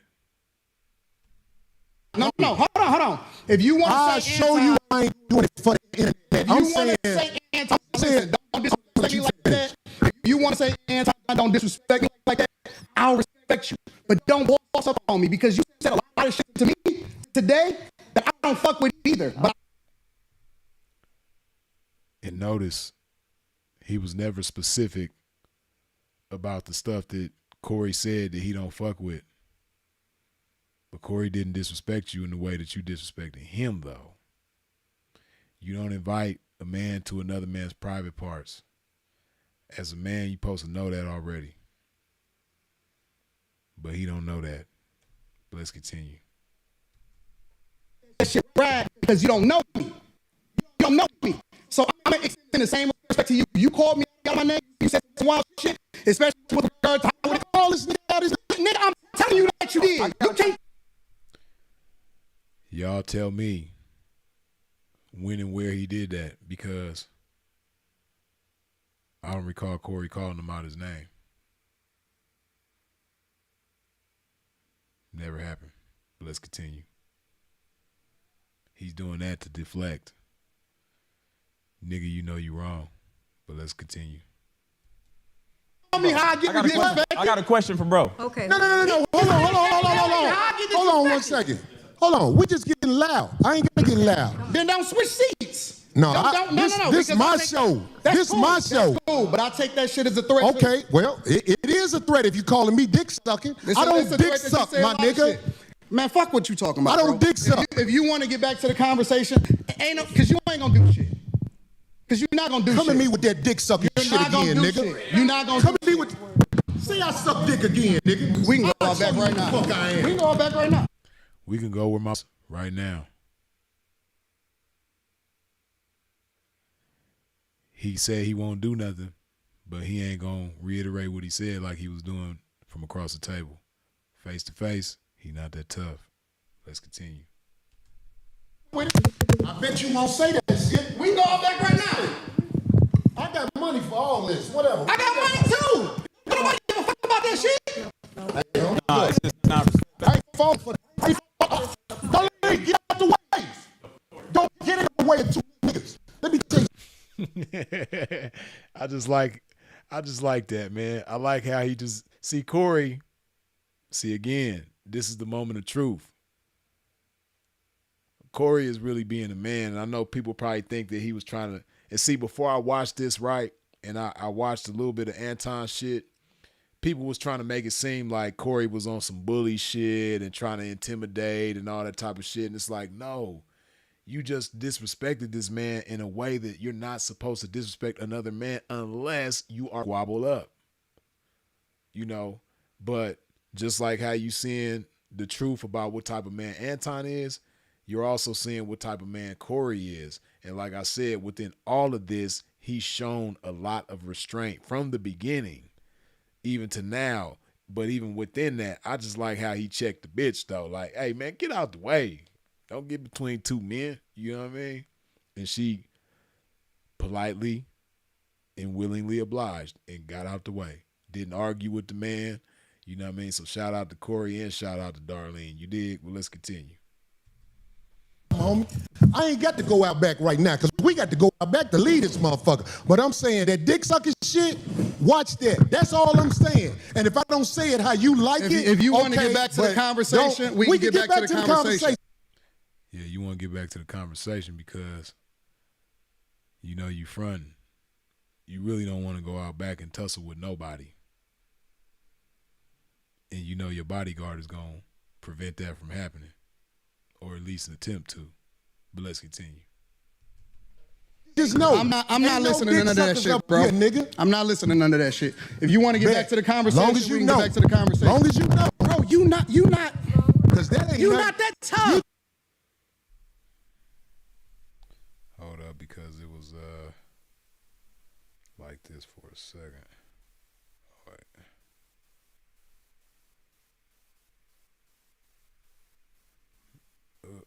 Bam. Straight. Everything straight. Ain't nobody saying I'm sucking dick no more. Everything straight. For sure. I got a question for bro, though. And I'm gonna respect him on that. Yes, sir. He said what he said, so I'm gonna respect him on that. Question. Given that black people are on the Democratic plantation, what do you say about the use of Look at Corey's face. Corey just want to fire on this fool. Corey couldn't let that shit ride. And as you gonna see, they gonna, you know, temporarily straighten it out before it elevates time and ends up walking off. But You could just see it in Corey's face, man. He want to fire on this nigga, man. I probably would have did it, man. Like, you come on my show and then you say this to me, I probably would have been like, okay, let's go out back. You know what I mean? And I most likely would have had some homies for his bodyguard if he wanted to act tough. Yeah, let's go out back. Come on. Let's go right now. You know, because you talking about who ain't going to do nothing. I think Anton wasn't going to do nothing. If anything, his bodyguard was going to do something. The only thing he was going to probably do is get his ass whooped, you know, because if you don't know that those are fighting words, then you're not tough. He talking about Corey ain't tough and his chat ain't tough and they think they tough and all this shit. You're not tough. If you don't know that, if you don't know that inviting a man to another man's private parts is fighting words, if you don't know that, then you're not tough. And you shouldn't say that, you know, and it leads me to believe that he's never said that to anybody for real.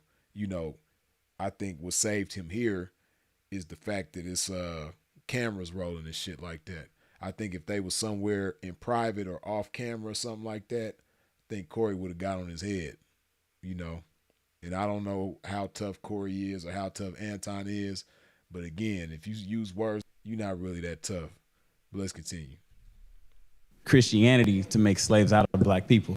In what, today's time or historically? No, sir. Historically. Yeah, absolutely. It was used in a negative way, but anything can be used in a positive or negative way. You can weaponize literally anything. Corporate America, for example. You can use the internet in order to push out propaganda, or you can use it to communicate effectively with the people. You can use money to manipulate people, or you can use it to help people.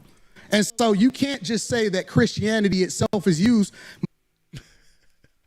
Look at Corey's face. See, that's why I said that's some real man shit. That facial expression is some man shit right there, what Corey got going on right now. Because in his head, he like, man, nigga, shut up. Fuck all that. He really want to fire his shit up.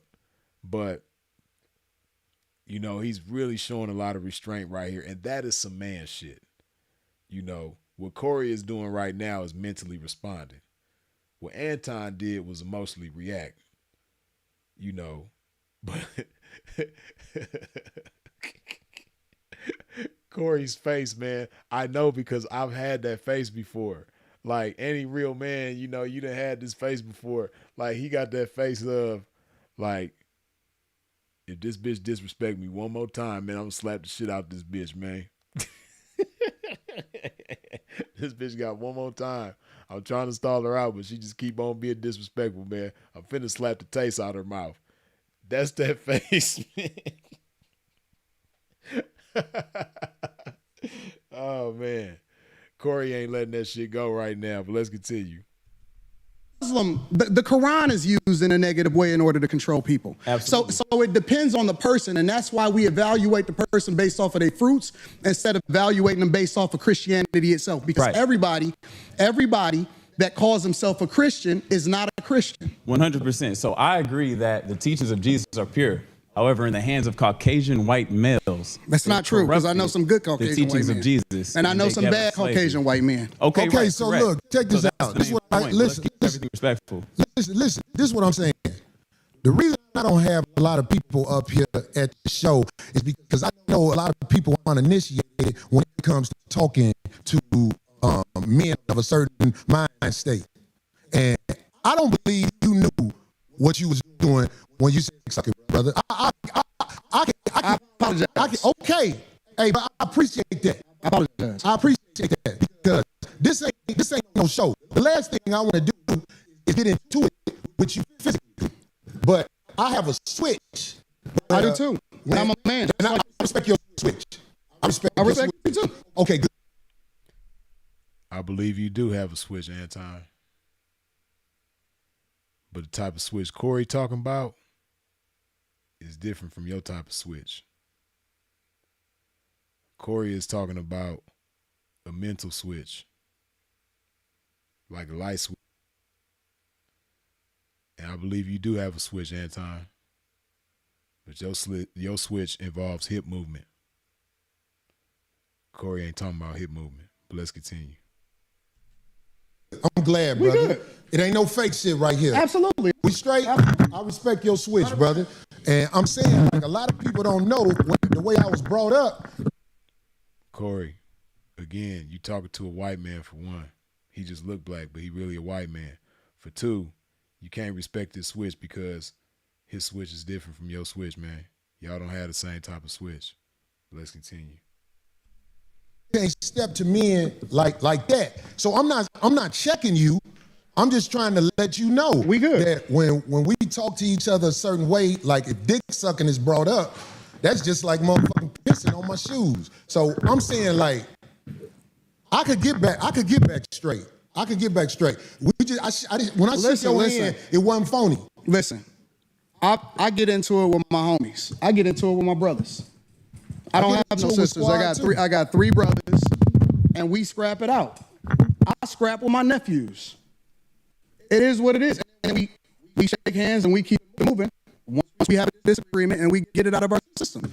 So if we good, then we good. I'm good.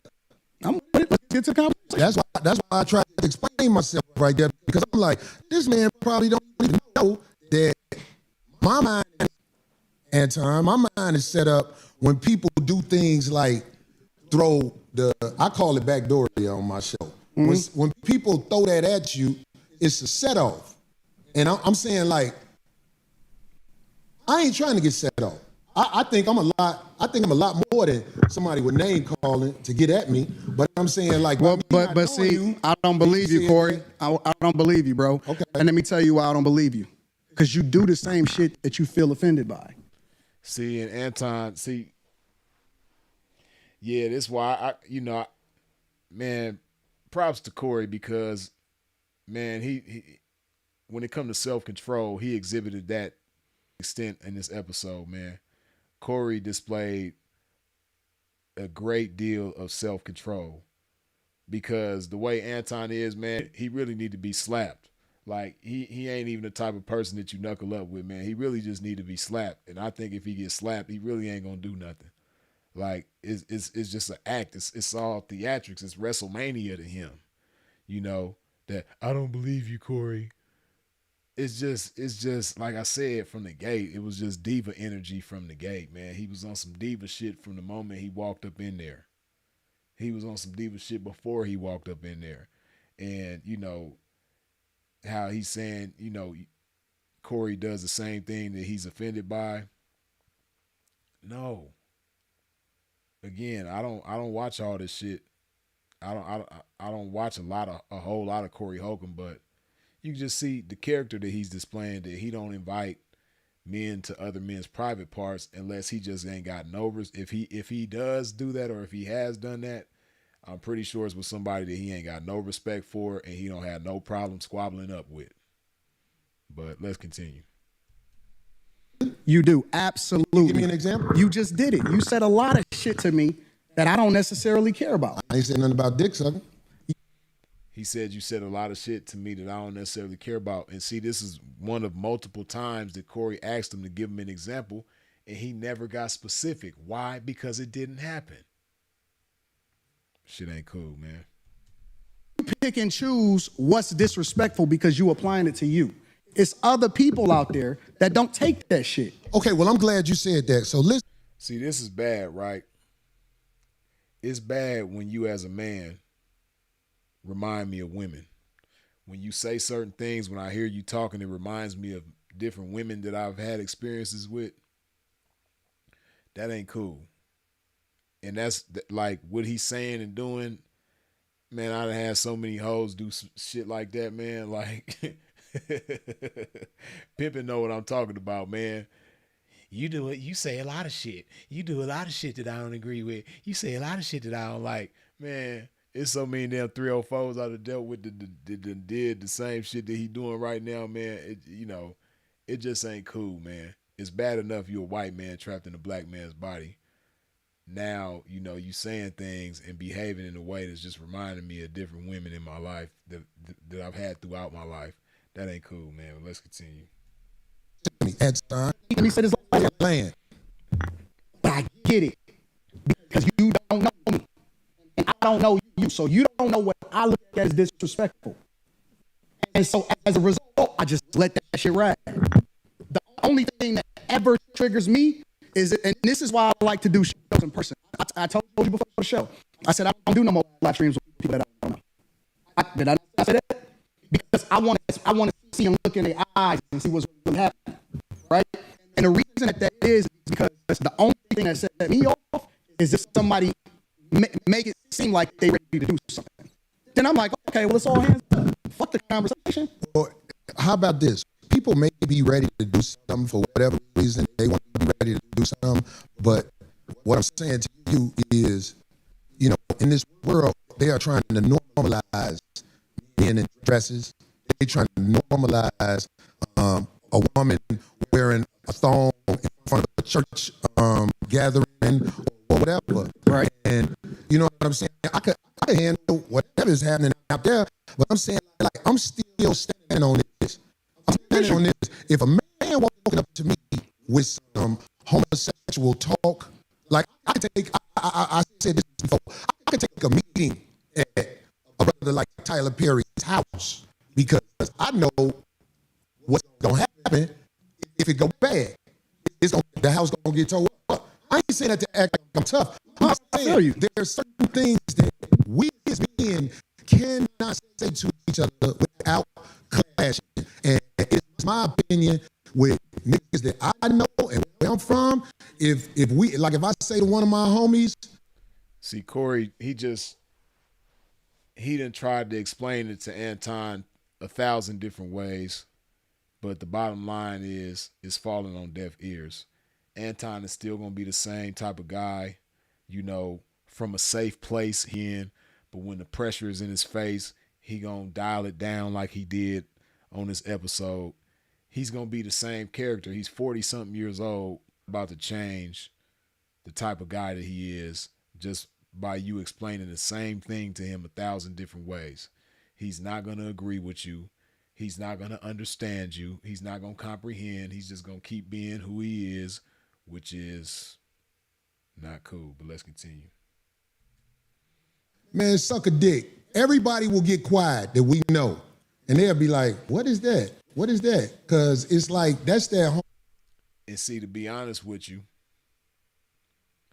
deep down inside, because like I said, I don't believe Anton is a stupid man. And I believe, honestly, deep down inside, you have to know that was some sucker ass shit you did. And then to try to like save face by saying we can go outside. It reminded me of when the Saint and Sinner was on the whatever podcast with Adam 22, and he invited Adam 22 to go outside, but instead Adam 22 just got up and walked out, and the Saint and the Sinner tried to make it seem like he marked him out because he didn't want to go catch the fade with him. And it's like, and you know, I got a lot of criticisms for Adam 22, but I don't believe that he was or is or has ever been afraid of the Saint and the Sinner. But it was that same type of shit. Like you do sucker ass shit from a safe place, you know, because, you know, Adam 22 ain't about to fight you right here.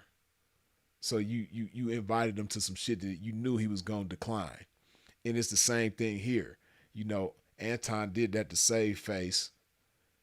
And, you know that Corey's not about to get up and go outside and fight you right now. Like, you know that. And it's not because Corey is afraid of you. It's just because he's just being on some man shit right now, and he's refraining himself and he's controlling himself. You know, but yeah, I just don't like when people do sucker ass shit like that, when they try to act tough and it's like, you know you're not tough. Like, don't do that. I'm not tough. And I'm not afraid to say it. I ain't no bitch. I'm going to defend myself, but I'm not no tough guy. So you don't see me portraying myself like I'm tough. And to try to act like you tough and like tell people that they're not tough and we could take it outside, right? You not tough. Like, we know tough people. Like, I know tough people. Tough people don't act like that. If you were really that tough, you would have just fired on them. You wouldn't have said, let's take it outside when you know your bodyguard is standing right there and he probably armed and all type of shit.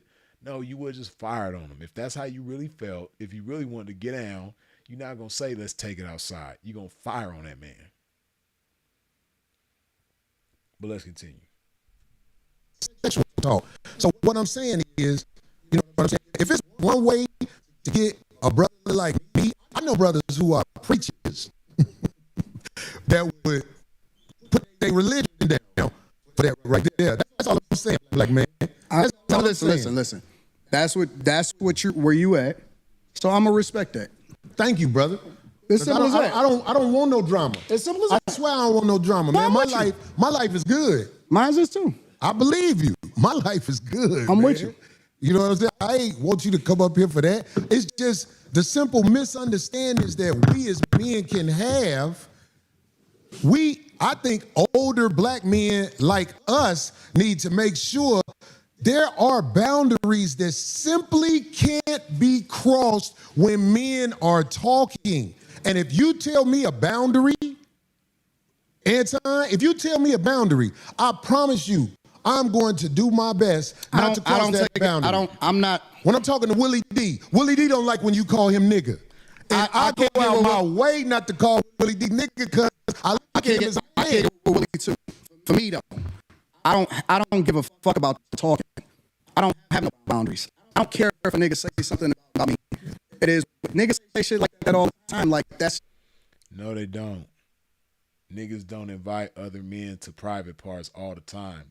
No, they don't. And you're saying that you don't care about the talk, but you try to justify what you said by saying that Corey said something equivalently disrespectful when we know he didn't. And you never got specific about what was said. When Corey was extremely specific and reiterated it over and over again what he felt disrespected by, and it was very specific, but you never got specific about what Corey said. So you do care about the talk though. Again, like I said, to me, he really showed me the type of person that he is right here. And also Corey showed me the type of person that he is right here. Like this episode right here, for me, type of man that I am, type of character that I have, Corey gained a lot of respect from me after seeing this. This is just some real man shit. And if you a real man, then you know what I'm talking about. But let's continue. So that's the environment that we live in.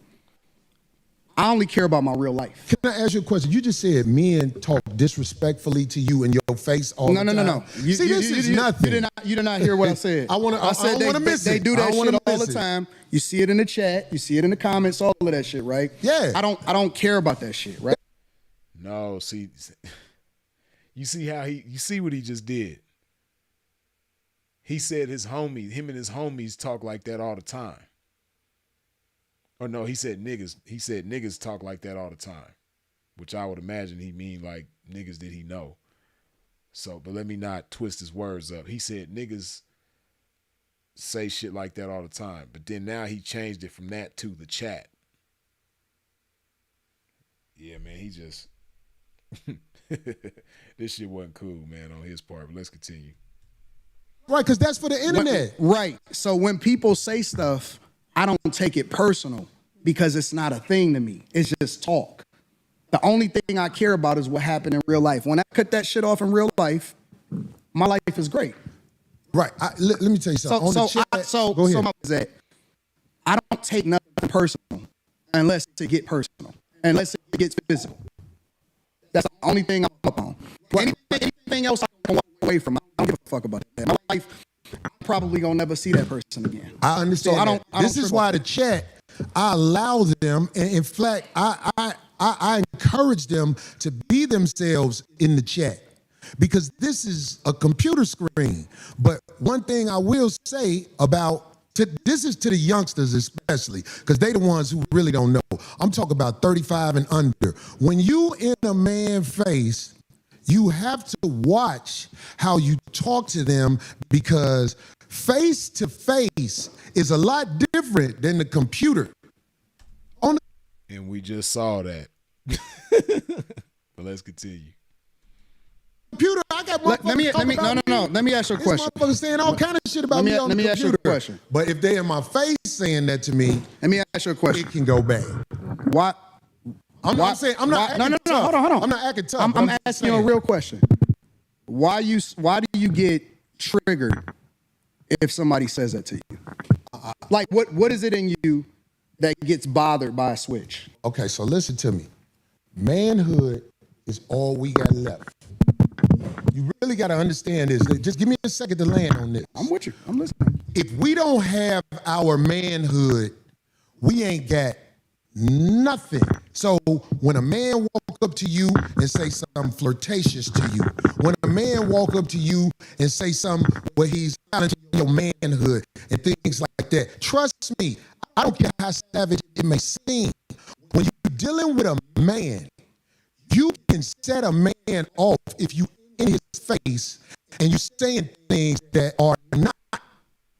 I'm not talking about somebody just saying anything. I'm talking about there are certain things. I can't walk up to a man walking down the street with his wife and son and say, man, your bitch thick. I'll be like, wait a minute. Of course, me being older, the last thing I want is drama in the streets. But what I'm saying is you can't disrespect men face to face. You can do it online. It's easy to do it online. Nope. See, that's where we disagree. Okay, I want to hear this. That's where we disagree. Because you got to keep the same energy across the board. You can't pick and choose when you can disrespect somebody and when you. See, he's trying to neutralize what he said and did, right?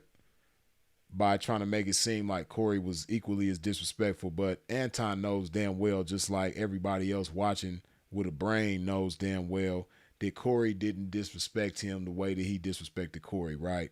But let me give my 2 cents on this, right? See, I agree with Corey on the manhood part, you know, as far as like, you know, that being crucial, that being, that's what we have as men, right?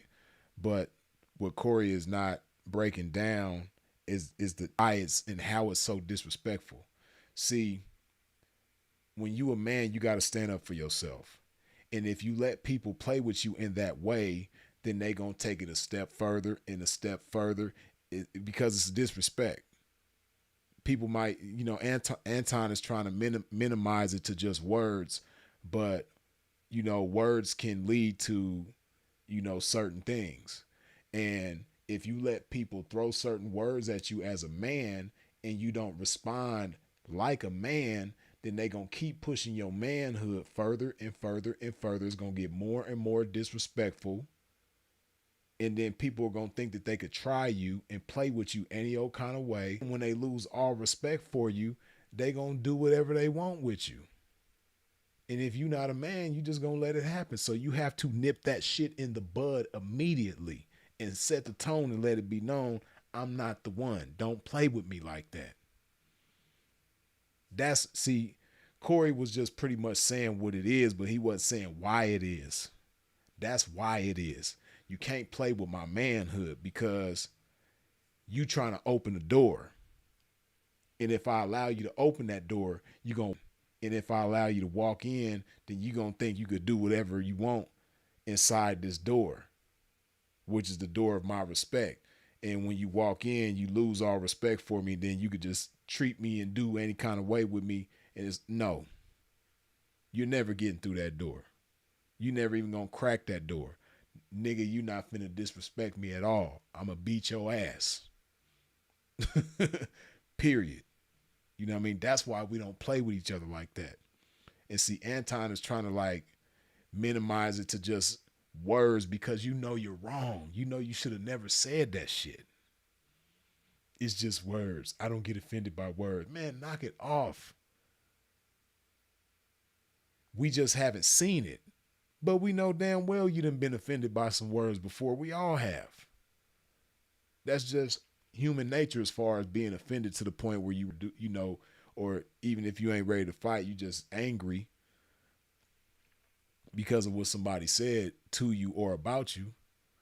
You've definitely been offended before, so, and you can be offended again. Like, Don't try to make it like words is just words. On the internet, yeah. And see, he tried to like mix that in with the, what they got going on right there. And it's like, no, that's two totally different things. Me, you could say anything to me on the internet and I'm not going to be offended by it. It's not going to get me worked up. I'm not going to be ready to, find you and fight you and hurt you and all that type of shit because of what you said to me on the internet. At this point in time, anybody who really know my history on the internet knows that any and everything that you could possibly say is the highest levels of disrespect have been. I done had people wish, harm on my children and all type of like, man, don't none of that shit faze me. But if you try that in my face, it's gonna be a different response. It's gonna be the energy, everything is gonna be different. Because now you think that, I'm gonna be your doormat. Now you think that you could just talk to me and treat me any kind of way, and I'm just gonna allow it. I'm not gonna stand up for myself. I ain't got no backbone. I'm gonna be your bitch. You gonna just be able to treat me? No. It's like Corey said, it's different when you face to face. But I just wanted to break down in further detail why it's different when you face to face. But let's continue. Can't disrespect somebody and then pick and choose when you're going to react to somebody disrespecting you. You wrong, bro. You wrong as two left shoes. You're wrong, bro. I fuck with you. I fuck with you because you are one of the most disrespectful and stand on that shit. But I want to understand what you're saying, Anton. You missed me when you say you can't disrespect people. With what? Make sure you explain that to me. You got to keep the same energy across the board, bro.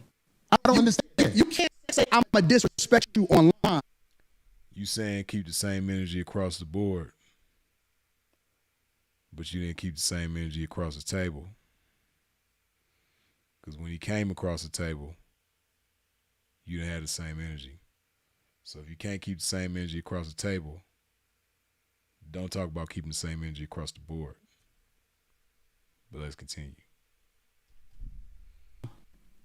But then you can't do nothing in person. Well, Trey, I'm not saying, do that. I'm not saying what you're wrong about, but listen, talking to somebody in person is different than talking to somebody online. And if I'm so disrespectful, what do I do to be disrespectful online? Because you said I'm disrespectful online. I would like to know. You said out of your own mouth that you will be disrespectful online. Did it I? ain't even. Yes, Did you I say did. that?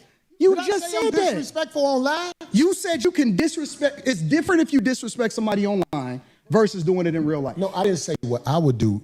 How is it different? I said if somebody in the chat room is saying something disrespectful, I don't.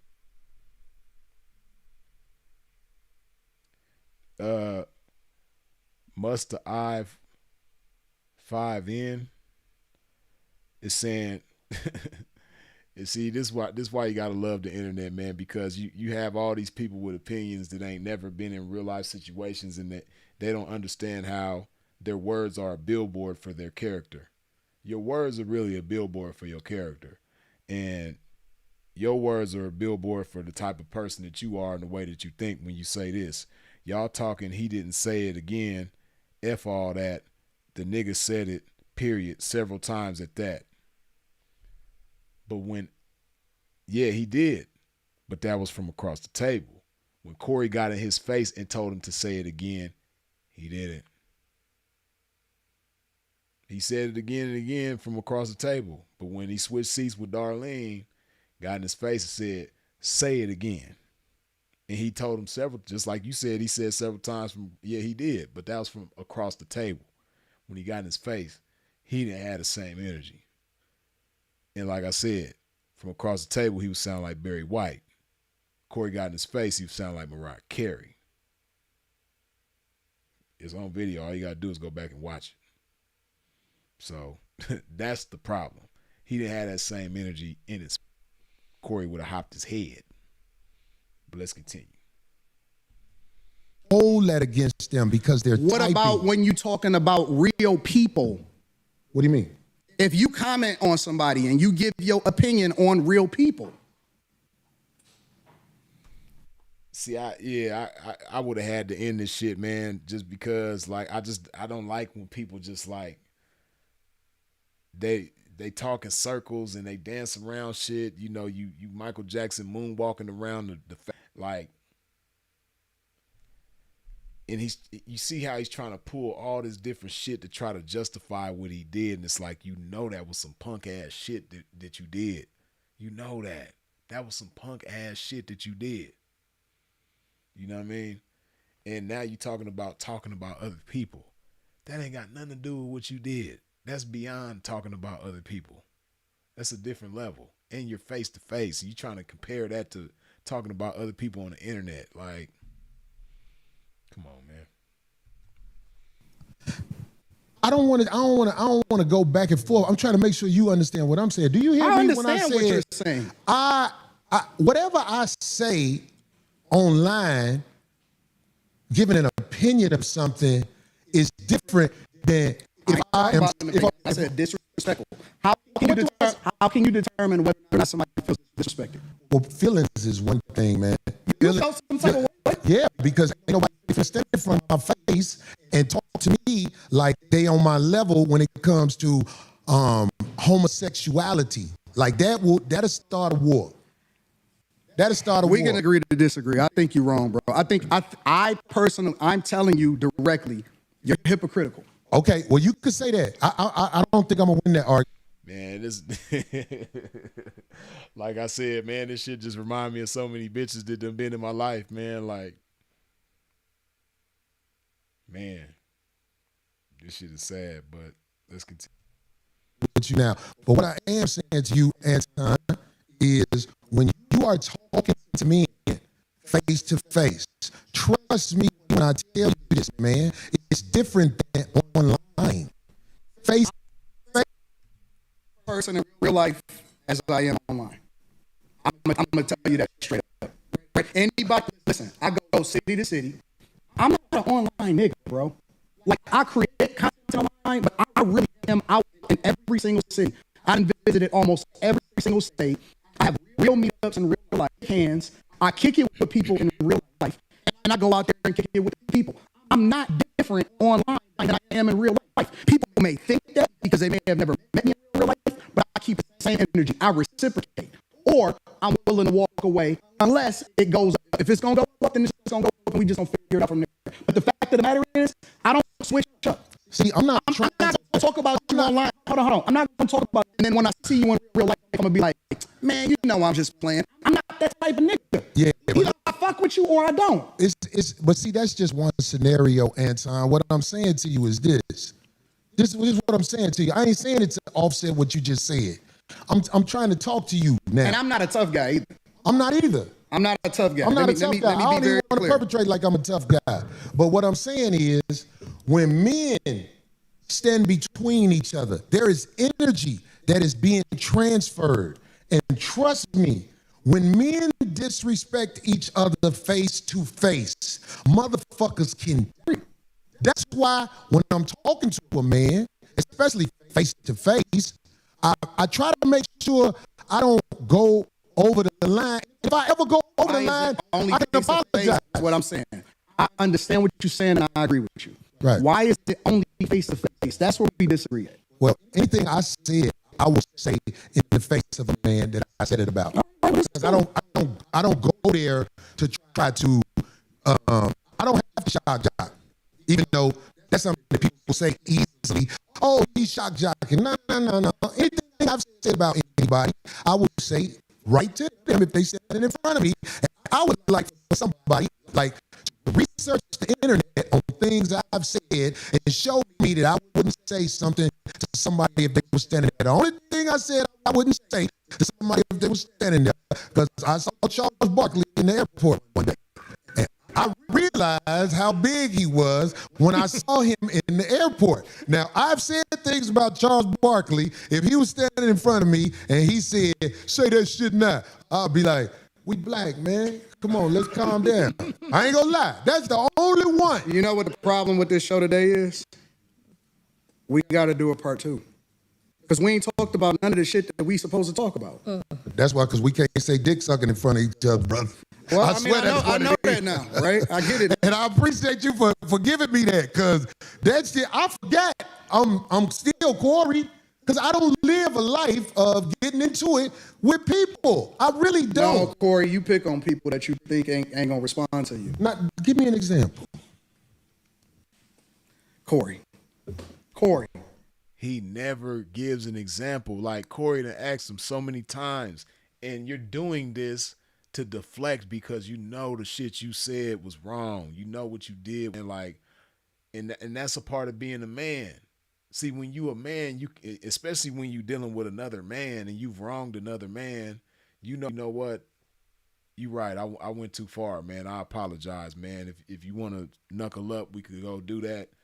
But I'm willing to deal with whatever consequence you got for me, man. But I apologize. I know I was wrong. I apologize. That's how a man gonna handle that.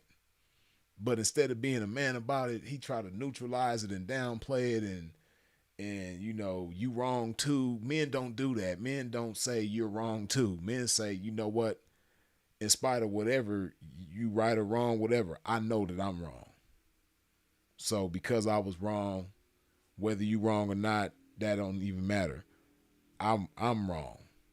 My bad. I apologize. That's what a man gonna do.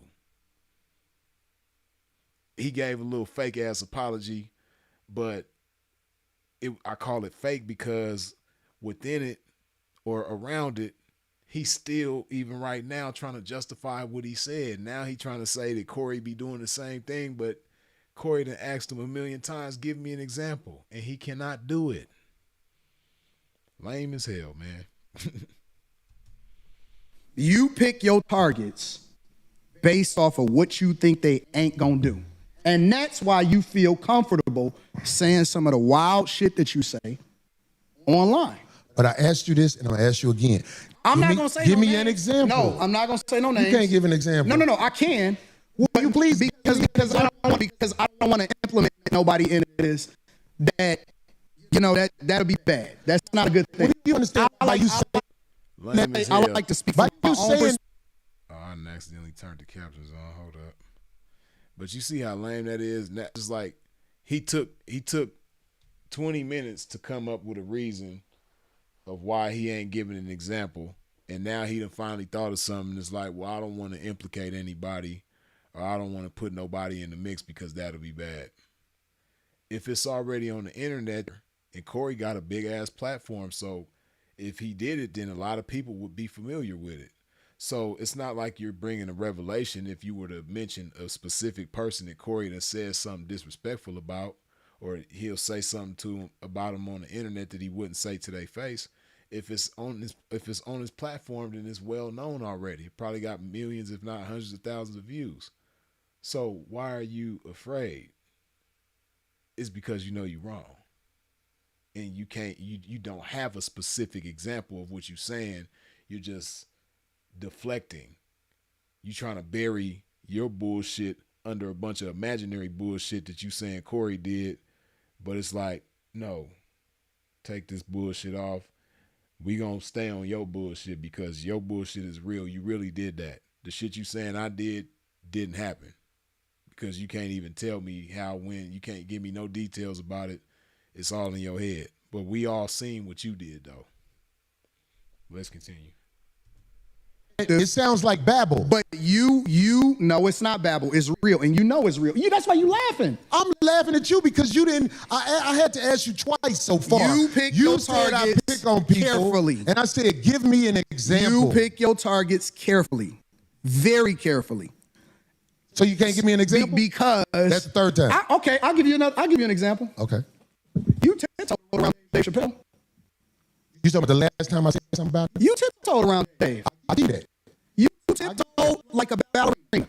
But now I'm gonna give you that. No. What did I tiptoe about? You would not have did that shit on a regular motherfucker. You know that Dave Chappelle's last Netflix special was not it. And I tiptoed around it. And you tiptoed around it because you didn't want the smoke. I did. Overall. And so you pick and choose your targets carefully. You say I didn't want the smoke. No, because you didn't want the backlash. Okay, but look, let me say this because you brought it up. I did tiptoe around how I really feel with the last special. Because I'm not gonna lie, it's everything that I said the time before when I spoke about it. Hot trash, no jokes. In the future, when people watch it, they don't know him like we know him now in this culture, they're gonna be like, what the fuck is this? I'll give you that. I did tiptoe around his special. And you know what? And I can live with that. I can live with that. But what else? I ain't trying to think of nothing else. But I'm saying I think that was kind of you found a way to bring that nigga into it. I love you, Darlene. I love Craig. But they will not call you out on your bullshit and challenge you. Now you trying to turn No, you asked me for the feedback. I didn't volunteer it. You forced me. I said, you know what? I don't want to do that. Okay. Then you said, okay, well, Anton, go ahead and keep on naming names and let's get to it. Okay, well, let's get to it then if that's what you want to do. Well, how about this? Let me can I respond because to that? Darlene is real chill and she not gonna cause no friction and Craig is happy to be here. Okay, so can I say something about that? But see, I don't cut me off. I don't give a fuck because I'm rich too. So. And see, I gotta disagree. And like I said, I'm not super familiar with Corey Holcomb's content like that. I do recall times where him and Darlene have had disagreements. And I almost want to say I recall him and Craig having disagreements. I just don't know specifics because, like I said, I'm not familiar with his content like that. But I do recall them, having disagreements on camera with each other. And he's trying to make it seem like they just, Darlene is a yes girl and Craig is a yes man and all that type of shit. And they won't call him out on his book. I don't know. But I do recall for sure him and Darlene done had some disagreements on camera and it done got a little heated. And I want to say I've seen him and Craig have a disagreement before too. I just can't recall specifically when and how, but he just reaching in the air, pulling for shit that ain't there. But let's go. Cool. I got my own movement, my own motion, so I can tell you the truth. And I think that you also surround yourself with people that will not challenge you because you big dog to them. Okay. You big bro. Okay, so let me say this since you brought up Darlene and Craig. Let me say this. You don't know our relationship. But I know what I can't. I'm doing more teaching. I'm doing more teaching on some real street level shit than I thought I would have had to do. But listen to me, Anton. You don't know me and her relationship. I'm listening. Maybe the reason you don't get the results you want from her is because there's a certain level of respect that comes from me and her relationship. That's what I'm saying. You don't know, brother. So that's what I'm saying. I'm not talking about you speaking on her. I'm not talking about you talking about her. And you notice Darlene has spoken in the vernacular of silence the whole time, even after she was mentioned. I think she gave like a or something like that, but you notice she ain't said a word. She ain't tried to argue with the man.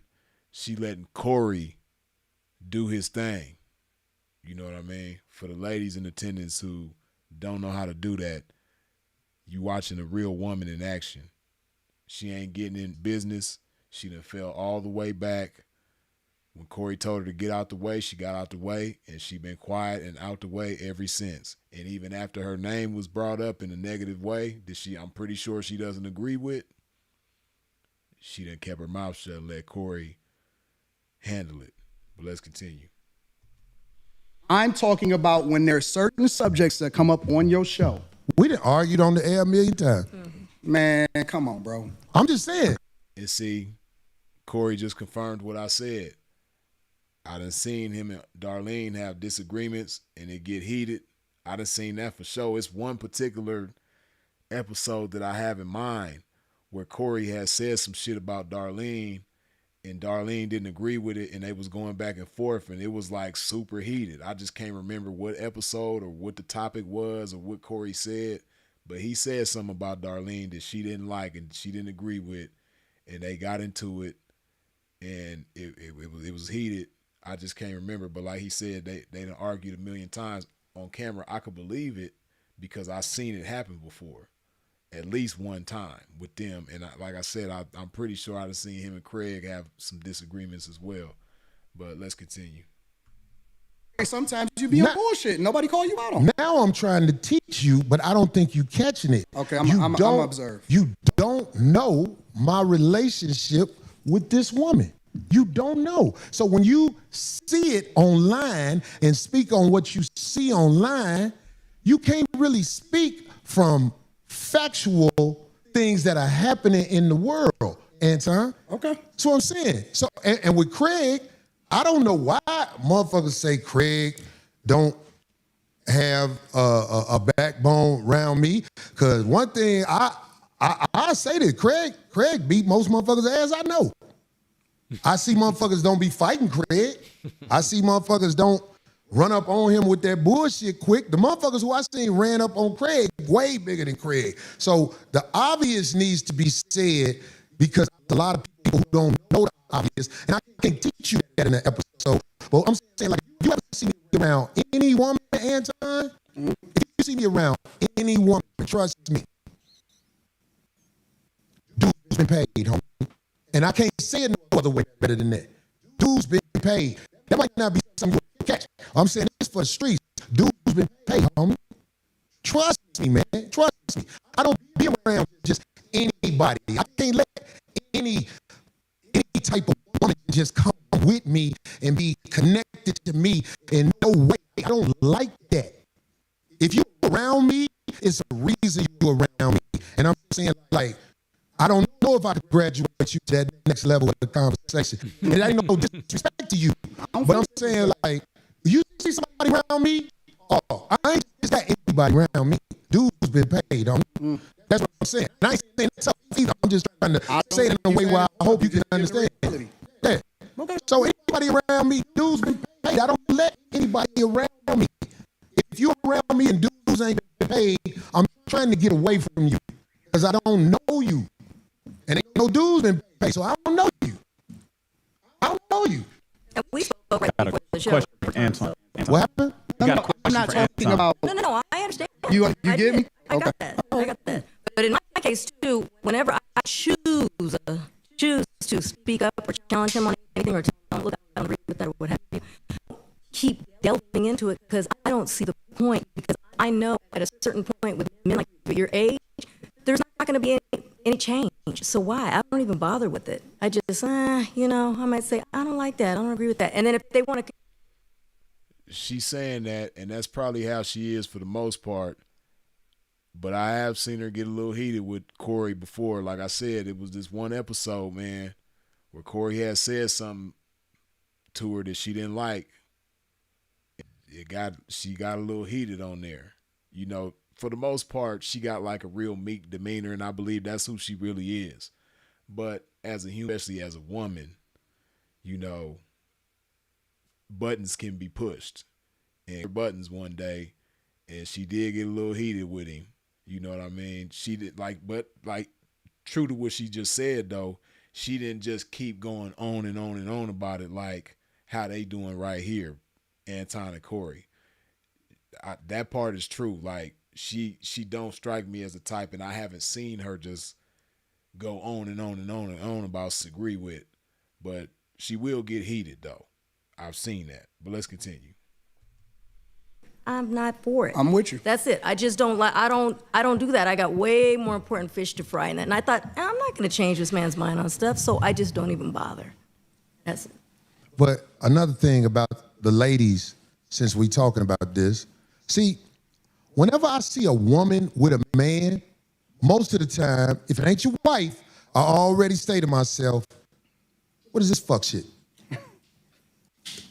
Why is this motherfucker in the streets with you? That's how I feel about life. So I'm saying, like, that might be a prejudice that I have. I can admit it. If a woman is in the streets with a man, what is this? Why do you care about that? Why is that meaningful to you? No, it's not that I care at all, because it's not my business. But I'm saying, like, if a man step to me with a woman and it ain't his wife, all I do is say to myself, you mean like checking you? not checking me, brother. I'm saying like if a man has a woman with him, Okay. and you know what I'm saying, it's not his wife. I don't know what the fuck that is, and I don't want nothing to do with it. That's all across the board as I've gotten older and wiser. Like if a man got a woman with him and he say, "Hey, hold on, man, how you doing? This is my lady, so and so." It makes me say, "Okay, this is his lady." That's what that is. But I'm saying, like, if a man is in the streets with a woman, sitting next to a woman, and all like this, whatever, and this bitch ain't been explained, I'm like, hold on, what the fuck is? And see, for those of y'all who haven't seen the whole thing or seen it up until the end, which is and walk out in about 10 minutes. But remember what Corey just said right here. A woman who ain't been explained, he like, what the hell is that? He really kind of like dropping clues to Anton because Anton is there with a woman who's not his wife and she ain't been explained. And Corey is going to go on to say that I guess Anton asked Corey if she could be in the show.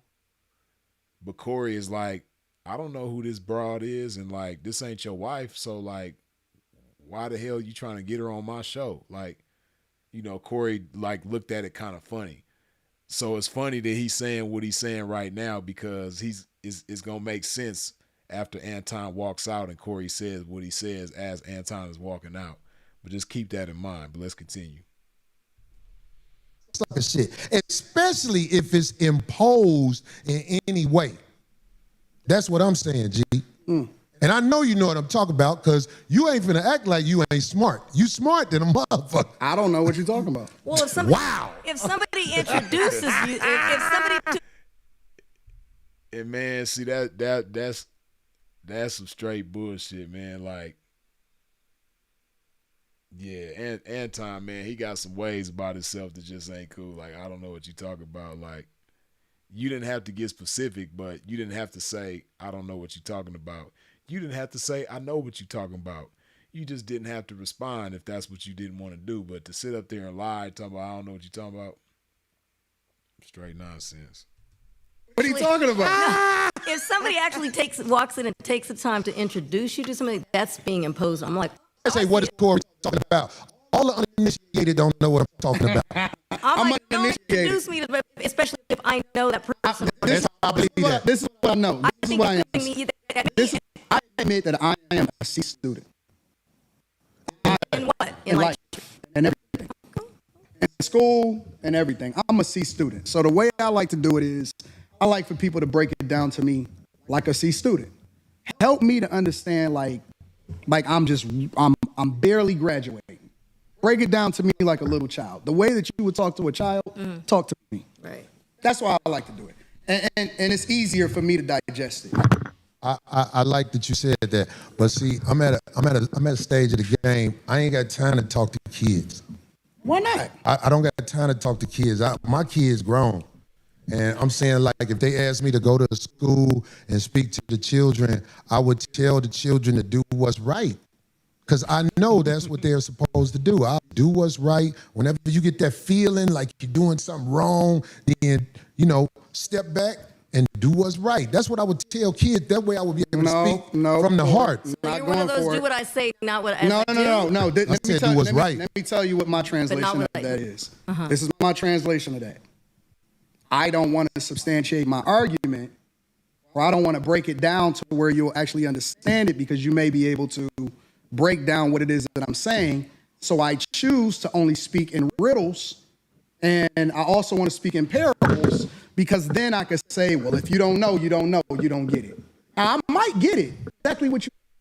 And by the way, I haven't said anything throughout this whole episode, but Anton constantly fumbling with his phones throughout the whole episode is unprofessional and even like lightweight disrespectful. You see Corey Arlene ain't once touched her phone. This man got both of his phones on the table next to the microphone as if the episode as important as it should be. I don't know. I don't like that. Like, he constantly fumbling with his phones, and it's like, man, if you on a platform like this, at least have the respect to put your phone away. Like, you only gonna be there for like whatever is going on with your phone. You could tend to that afterwards, or I don't know. I just didn't like that. It's funny. It just strikes me as womanly, even though the woman that's up there ain't even did it. But let's continue. Talking about. But I might act like I don't know what you're talking about because I want you to substantiate your argument. So that's what I stand on. But that's why I say break it down to me like a C student so that I can truly understand exactly what you're talking about. So that we all can understand it because we all may need to learn something. Right. So That's look, what what the you said, teach, right? you said you go, but what you said in that was a key word. You act like you don't know. And I know you act like you don't know, brother. You just said it. Believe me, you said it. Feel silly. He's really trying to look. It was an intense moment in here, Anton, and we trying to make it where it is professional. We trying to make it where it ain't what everybody said might be or whatever the fuck. Because I ain't with all that. I ain't got to go to war with no man who visited our show and probably didn't understand one thing how I was thinking, and I probably didn't understand one thing how he was thinking. Corey not gonna have me back on the show, y'all. You funny, man. You not gonna have you back on the show. If I wasn't gonna have you back in your hand, I hope you believe that. When I caught myself, I was like, you know what I'm doing right now, Phil? I'm putting pressure on him to get me back on the show. But it ain't working like by that. saying that he's not going because it ain't gonna work like that. But I'm saying, Corey don't like this, dog. He don't like this. What? I think it's Corey don't like. Why you talking to that man over there? Because I got to talk to Phil. I'm talking to Corey through Phil. You know what I'm saying? You know. Here's the thing. Them the guys in the fights. I'm telling you, this is how it jump off. Go ahead. Corey not gonna have me back on the show because Corey is not having fun right now. This is Corey. This is gonna be one of Corey's best shows, but he's not having fun right now. See, and that goes back to what I said from the beginning. This man was on diva time from the gate. He came there to start shit. He didn't come there to have no intellectual dialogue. He didn't want to build in no conversation. He came there to start shit and be on some diva shit. He wanted this. He wanted people like myself and 100 and maybe 1,000 other people giving reactions, making the shit go viral. This is what he wanted. He didn't come there to build. He came there on bullshit. But let's continue. And Corey seems to be a feeler. I'm more of a results-driven guy. Corey seems to be the type of person that goes off of how he feels. If you notice, I'm doing a lot of explaining to you about how the line can get crossed, but you're doing a lot of telling me what I am. I think that's homosexual behavior. I said Corey seems to be, meaning that I'm leaving open a door to get corrected. I want him to correct me if I'm wrong, but I still want the freedom to be able to get my. You don't want me to get my. You thought? brother, what I look like trying to take freedom from you? No. I'm starting to feel some type of way, bro. Because why is everything homosexual to you? Well, this is what I'm saying. Like, when did the conversation turn into homosexuality again? Okay, I'm gonna let you. When you made it that way, but let's continue. Yeah. I'm gonna let you land because I don't want to talk over you. I'm trying to understand it. Why is everything gay? I can explain it. Okay, go ahead. Maybe look, I'm not saying that you gay, but what I'm saying is if you looking at another man and you say you talking to me through another man, if I'm a man, I'm gonna say, well, I'm right here. Yeah, but you're not getting it. You still talk about me. Homie, this is a gay conversation. It's not. When you talking to men who play in riddles and stuff like that, I'm telling you. You the one that's talking in riddles. You ain't never been to jail, have you? Hell no, I ain't never been to jail. I could tell. I could tell. You been to jail? Yeah, and I done probably been to jail before too. And it's funny because it's funny that Corey just brought the conversation here because in my mind, I was thinking the whole time, like, I know Anton ain't never did a split second in jail. because you would have got your mouth busted wide open saying that shit that you said to Corey. You can't do that in jail. That's like, and I don't give a damn what jail it is. Like, I know different places is different, but any jail, and I ain't proud to say it. It's not nothing to be proud of, but unfortunately, I've been in jails across the entire country. I've been in jail in the East Coast. I've been in jail in the South. I've been in jail in the Mid, and I've been in jail on the West Coast. And it's kind of like an understood thing, man. You don't play like that with men. But let's continue. Nope. Nope. So what the fuck that mean then? I'm just saying, like, if you went to jail, they would have to start you over from scratch. What would they do to you? The people who You would be the tough one. No. Just let me land with this. The people I don't who think from a jail perspective, nigga. I'm not a jailbird. I'm never going to jail. I see. Well, you can't say what you'll never do, but I'm saying, never going to jail, bro. You can't say you're never going to jail. I'm pretty sure Puffy never thought he was going to jail. I'm pretty sure Bill Cosby never thought he was going to jail. I'm pretty sure Harvey Weinstein never thought he was going to jail. I'm pretty sure Jeffrey Epstein never thought he was going to jail. You can't say what you, especially as a black man in America. You can't never say that. You gotta watch your mouth. But obviously, this man ain't into watching his mouth. He inviting men to other men's private parts, and now he talking about he'll never go to jail. You need to watch your mouth. I hope you never go to jail, but you should watch your mouth. You should be more responsible with your words. But let's continue. okay, I don't even have that. Dog, I don't even like that type of energy. I'm just trying to make a point. Anton. What I'm saying is, I have been around enough people who have been institutionalized where I know how to carry myself around men who not finna play with you. That's all I'm saying. And you don't even have to go to jail. See, like me, there's a lot of things that I knew as a kid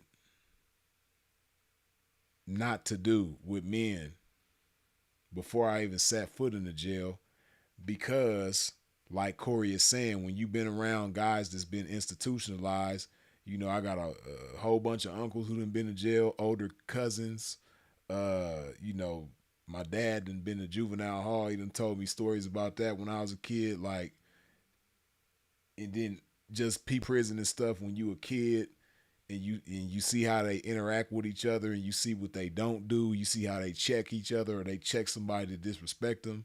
You just know certain things, and yeah, obviously Anton don't know these things, but let's continue. I don't hang around niggas that been to jail, so I saw for it that way. The way you saw for it is a little bit different than the way I saw for it. Okay.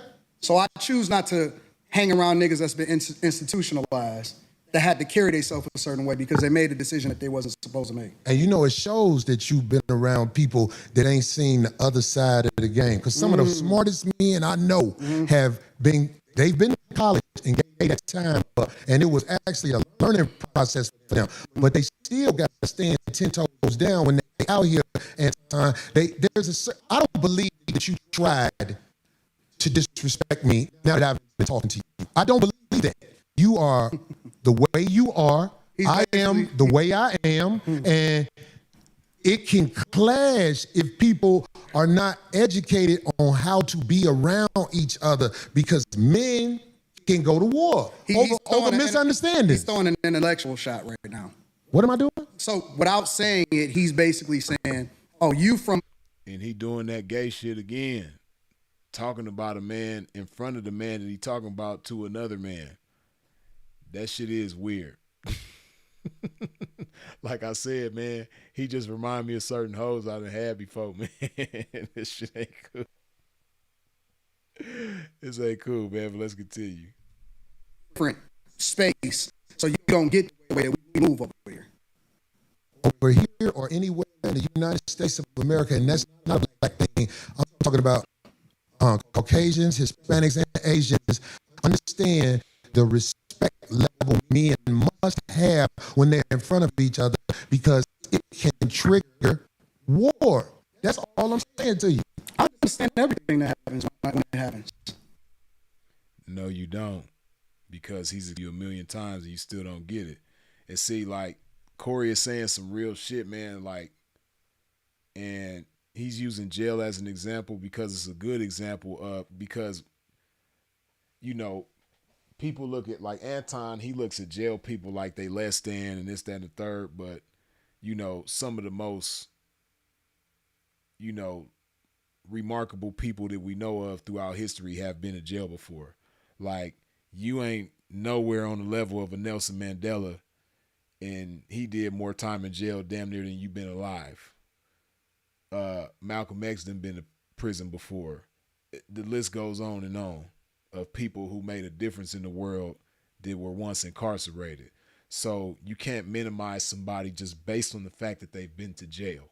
But the reason why jail is such a good example of how men should conduct themselves, because when you are in jail, respect is a must. You can't just be in jail disrespecting people left and right, because you will not last. You will die in there.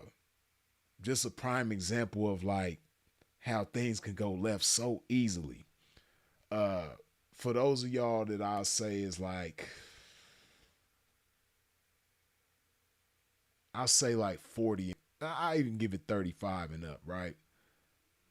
For those of you that are black, and I can only speak for the West Coast, even though I think this goes beyond the West Coast. But if you black and from the West Coast, you a black man, and you're 35 or older, you know that when we say cock, a lot of times we're referring to a woman's private parts. Other ethnicities outside of black people, when they say the word cock, they're referring to a man's private parts.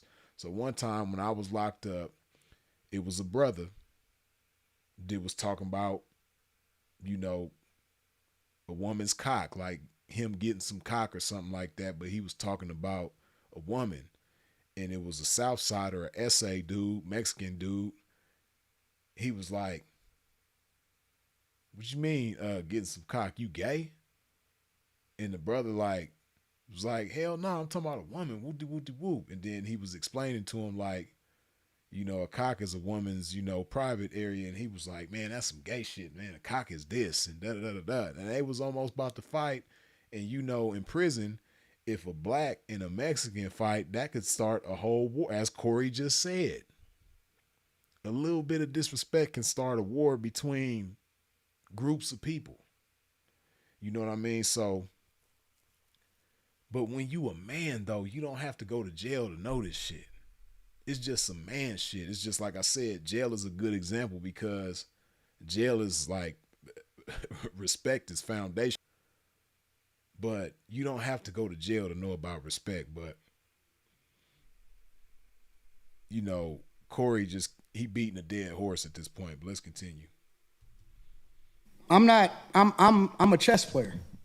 That's what I've been playing my entire life.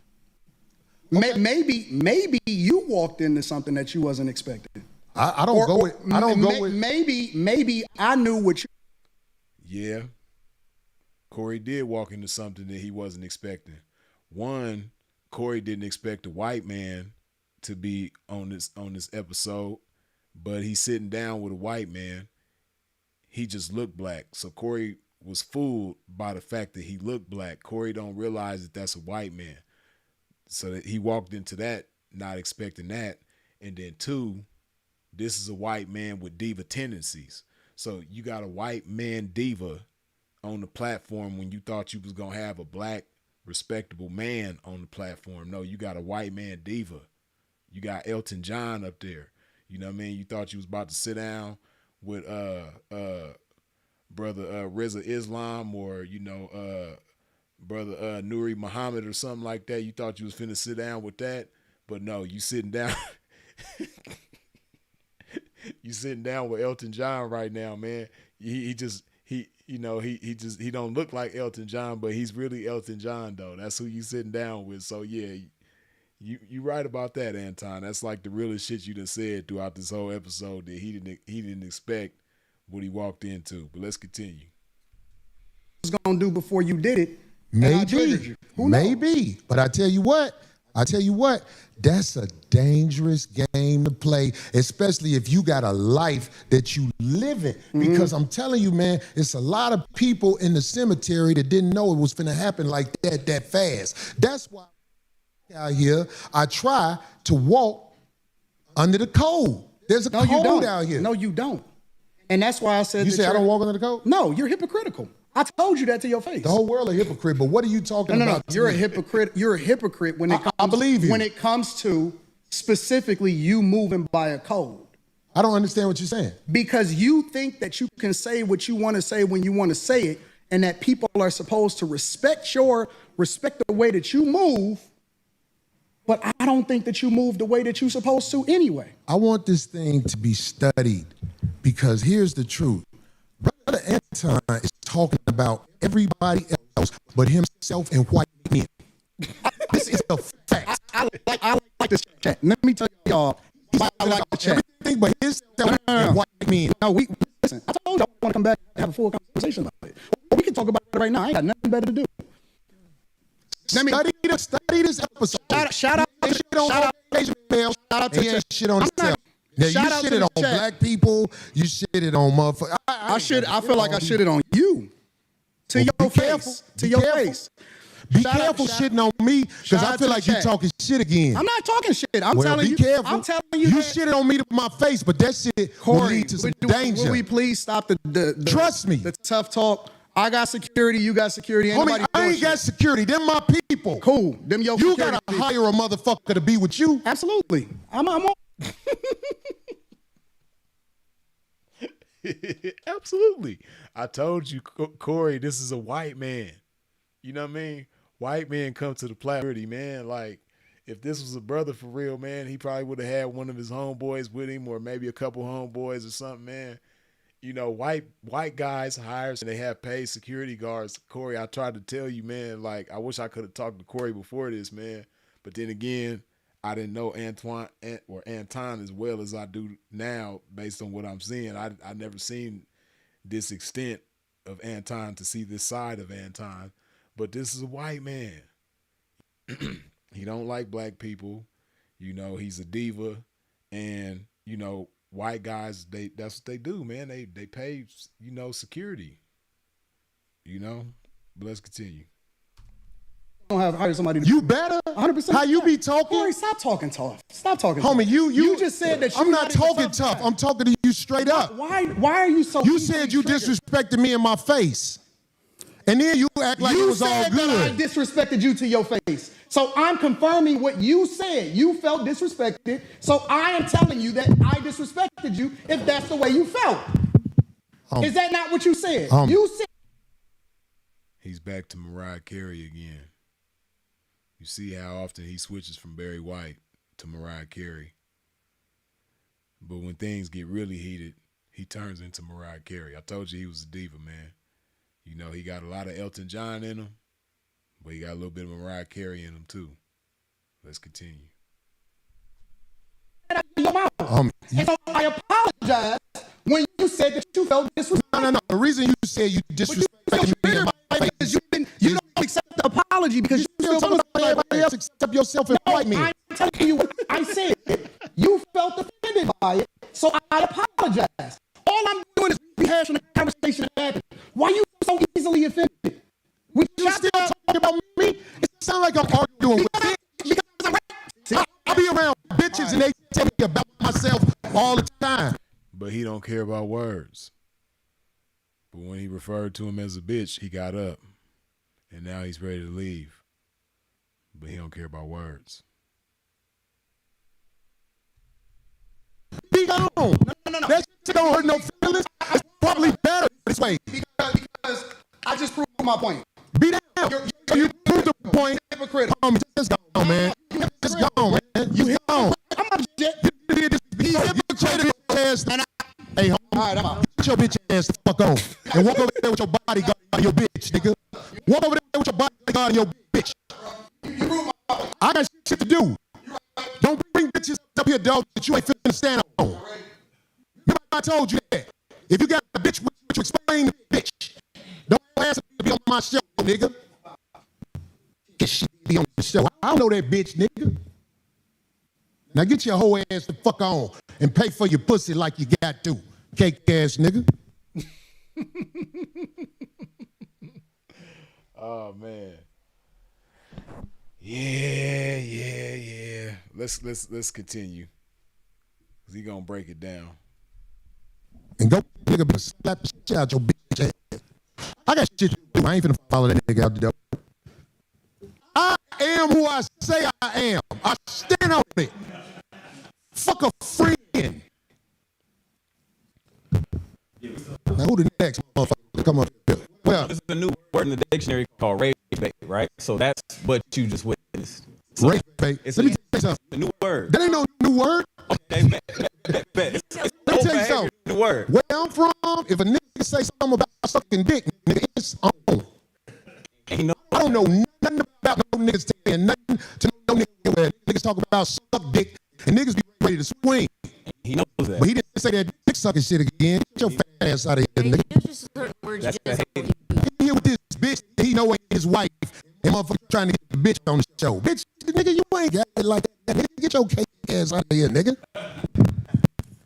Nigga, I'm finna be upset. This is what I want to talk about today, mainly. We have a situation in America going on where there are a lot of men that don't want to reveal themselves, but they have bitterness because they know you're not the type of guy they are on the backdoor side of the game. Let me say this one more time. There's a lot of men in this world that don't want to reveal themselves, but they're upset at men who expose backdooria, so they find other ways to talk about you, and they won't never reveal who they are. I want to start a campaign to teach men how to be good sissies. I talked to a couple of people I know today. A good sissy is a man who knows how he gets down, and he knows how you get down, and he won't never cross them lines. I could be a... It's funny that he's saying that, and even though it's comical, it's some truth to it. You know, I've seen some guys like that swing that way, but they know boundaries. That's why, like, I know Anton, he realized what he was doing. Like I said, he was on some diva shit from the gate. And he knows that what he was doing was being done in a safe place. So that's why he was doing that shit. But, you know, back to what Corey is saying right now, like, I've seen guys like that. They swing that way, but they know when they dealing with a straight man, it's a respect level that you just keep it at, and you don't cross that line unless you're ready to squabble, you know. But yeah, that's why I know Anton knew what he was doing. He was on some diva shit from the gate. But and that's pretty much Pimp's review of that. Let me do this before we continue. Shout out these supers one time real quick. Let me do it. Get to my phone because I can read it better on here. I need to change the colors because on the super chat on the phone, I mean on the computer, it looked different from the phone. I could read it better on the phone. But hold up.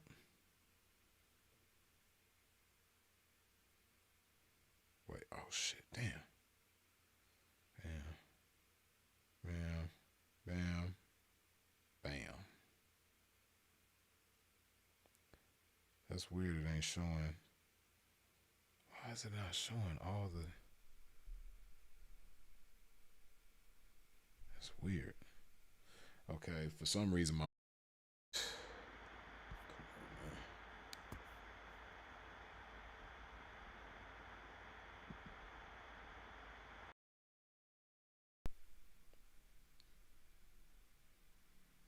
Damn.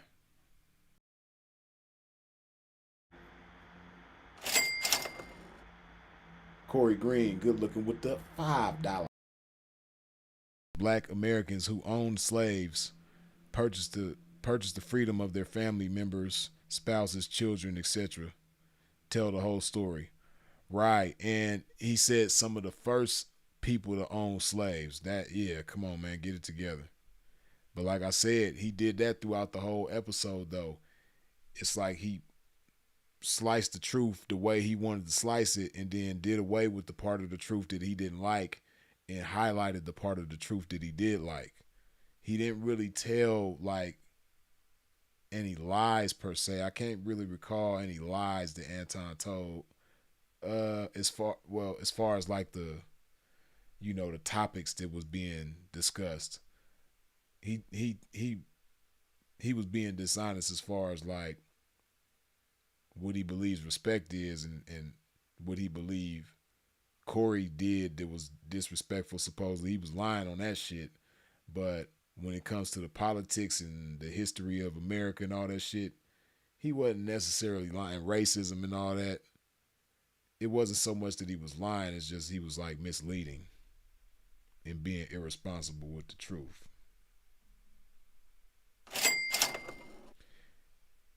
G Twilight, as always, man, good looking with that $10 holla. Anton grew up in Sherwood Forest in a 2-parent household, which is like a suburb within Detroit. Those houses go for $300,000 and up. He from here, but he not from the struggle. G12, because like that really don't surprise me about him. You know, he one of them type of kids that I'm pretty sure he got cousins in the hood, and he probably should have been dropped off over there more often so his cousins could slap him around, beat him up, make him fight. Because he struck me as one of them kids that he was just like he a disrespectful man. I'm pretty sure he was a disrespectful kid, but he probably was around a bunch of white kids that didn't find the things that he was saying disrespectful, because and I'm sure it's not all white communities that are like this, because like Corey said, you got white guys that'll be just as offended by those statements as anybody else. But I will say, at least in California where I'm from, a lot of white guys, they say things to each other that they don't find to be disrespectful that we would, like the bitch word. In California, a lot of white guys call each other bitch, but it's not disrespectful. Black guys is just as bad as what Anton did. If you call another black man a bitch, you better be ready to fight, at least where I'm from. But yeah, Anton, he needed to be dropped off in the hood with his family over there so he could, get into fights, learn about respect and all that type of.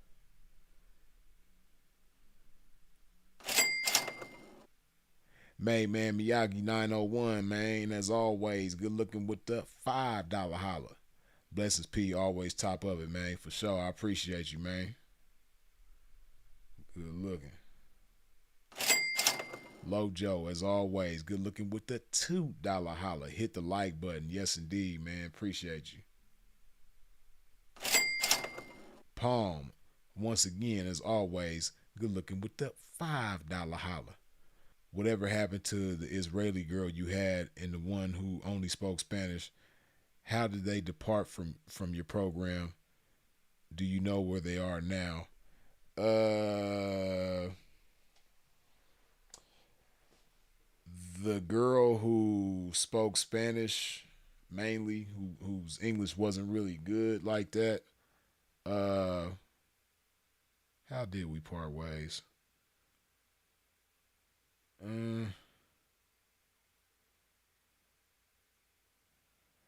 I think I kind of like just gradually eased away from her. She stayed trying to rock with me, but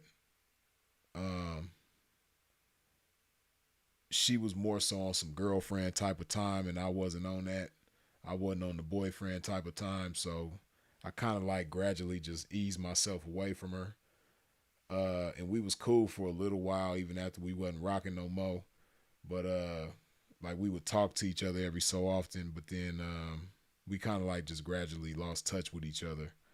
The Israeli girl, Um,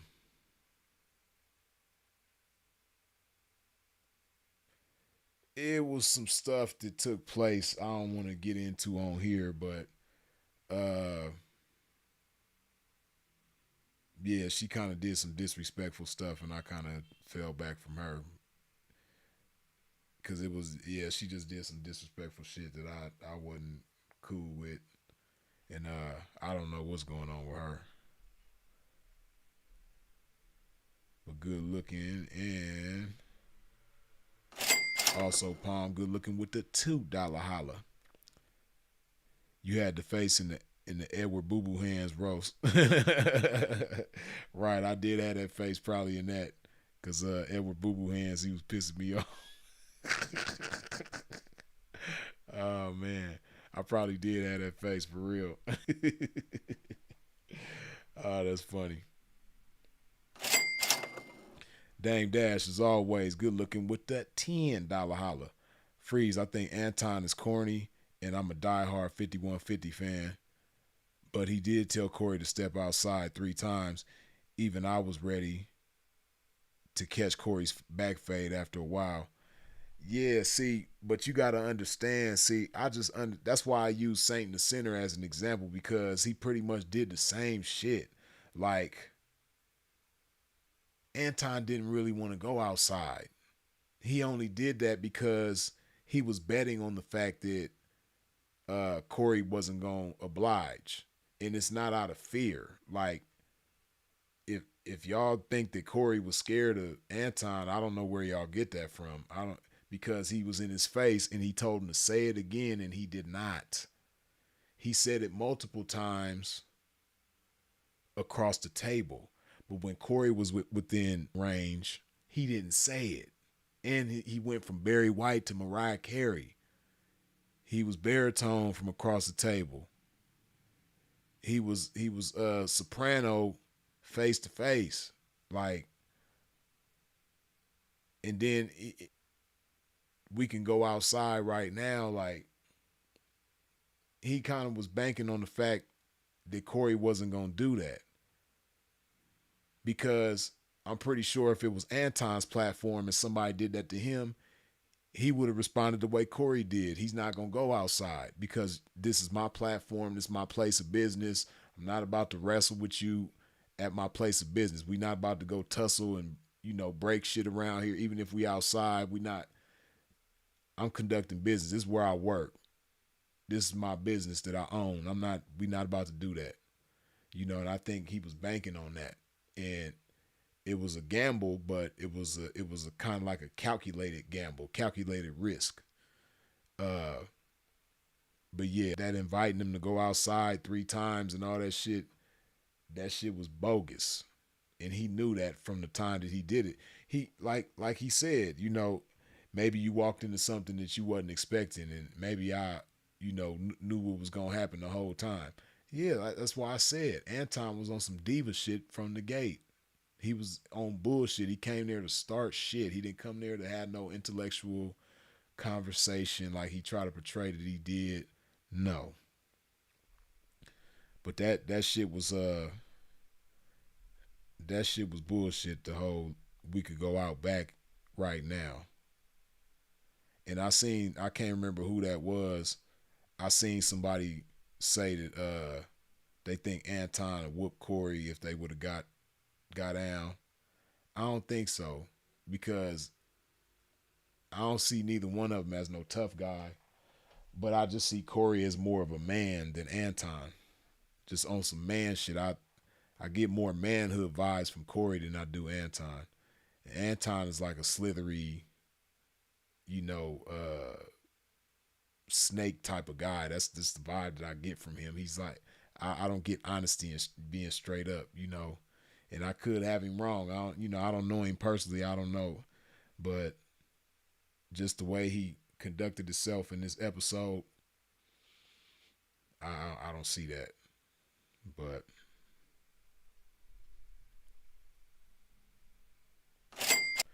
balance, as always, making the game look good. I appreciate you, man, coming through with that $100 holla. the big Benji. You dig? Blessings, peace, and prosperity. Man, I appreciate you as always, man. Good looking. Prince William, good looking with the $10 holla. This was a good discussion. Thank you, Freeze. We need this online, man. It matters when you talk so logically. Appreciate you, man. Yeah, I gotta change. I gotta figure out how to change, because I know I'm pretty sure I could change these colors. The colors with this font in the background. You know how like when you got the letters is light and the background is light, it's like hard to read. I need to figure out how to make the background dark, because the lettering is white, but the background of the words is like light blue, and it's like I gotta like, and I got decent vision, but the font is small too. That don't help.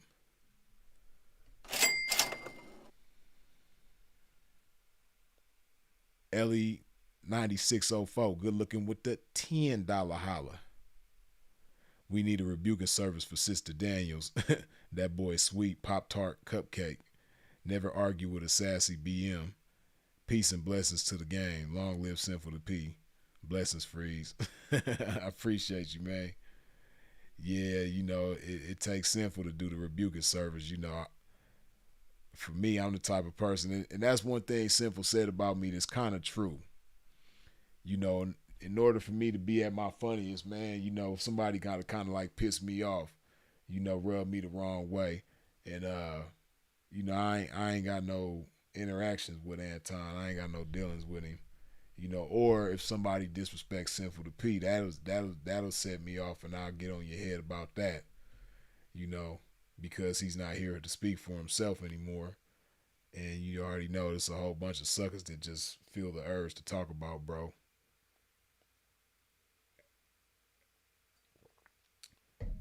But you know, bro was ready and willing for everybody and anybody with the rebuking service. You did.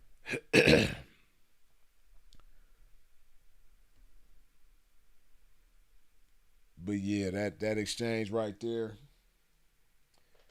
I must say that at the end of it, the way I assess things, like I said, I gained more respect for Corey as and shit. You know, the way that he conducted himself, it was with class, it was with self-control, and it was just on some man shit. Even though it's a completely different type of situation, I'm just giving examples of how real men conduct themselves on some man shit and on some gentleman shit. Like when Cameron had AB on his show, Adrian Broner.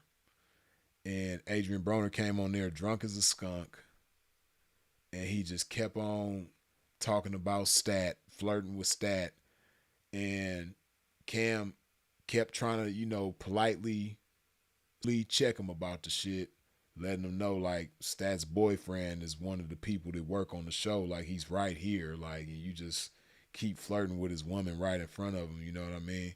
So Cam did some, you know, the way that Cam conducted himself in that was on some real gentleman, like grown man ass shit. You know, he didn't disrespect Adrian Broner.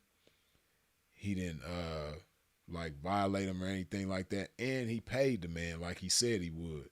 You know, a lot of people probably would have been like, man, you came on my show drunk as hell, you unprofessional, and you disrespectful, man, I ain't giving you shit. But Cam, in spite of all of that, he still kept his word, paid the man, took care of him, you know, and you know, didn't say like I ain't cool with you no more. He even said like, you know, if you want to stick around, we can hang out after the episode is over with, but you gotta, you know, you gotta leave. You can't be on the show any further. That was some man shit and some gentleman shit. He conducted himself with class, and that's the same caliber, that's the same cloth that Corey is cut from. You know, because Anton came on some bullshit. He made it clear, you know, it was obvious. And I just like the way Corey conducted himself. Anton, he just showed some characteristics that I don't agree with, that are unsavory to me. And I don't know, you know, some might say that it was just a show that he was putting on and he was doing it for the internet. But it's certain things that I can't do for the internet. Like, if you put me in Anton's shoes, let's say I was going for a viral in my style, like I don't do things just to go viral. But let's just say that I was on that type of time for whatever reason. I'm not going to invite a man to another man's private parts, and I know that this is a straight black man, and I'm insinuating that he'll do some fellatio to another man. I'm not gonna do that to go viral. That's just me. So and Anton said he's the same person on the internet that he is face to face. So like that shit that shit just wasn't cool.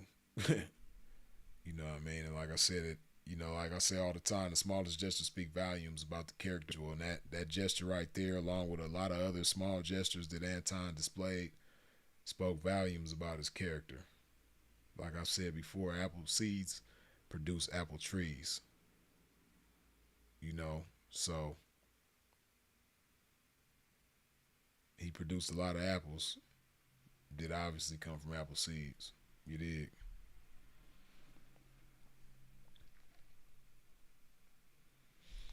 Now I can do this. Now I can do this.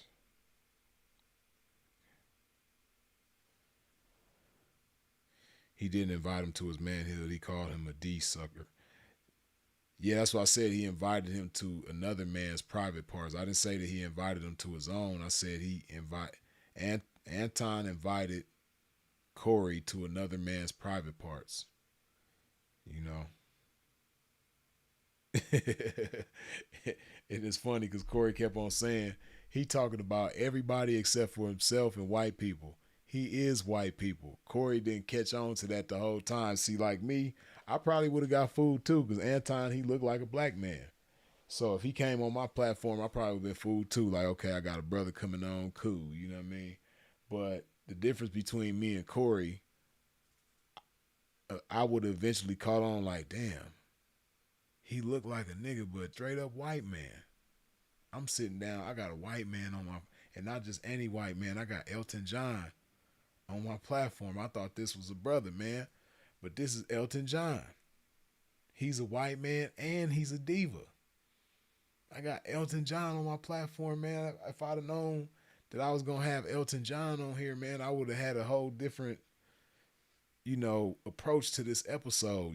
Everything would have been different. I didn't know I was gonna be sitting down with Elton John, man. That's the difference between me and Corey. Corey never, from the time he walked in to the time that he walked out, Corey never realized that he was sitting down with Elton John, but that's who he was sitting down with, man.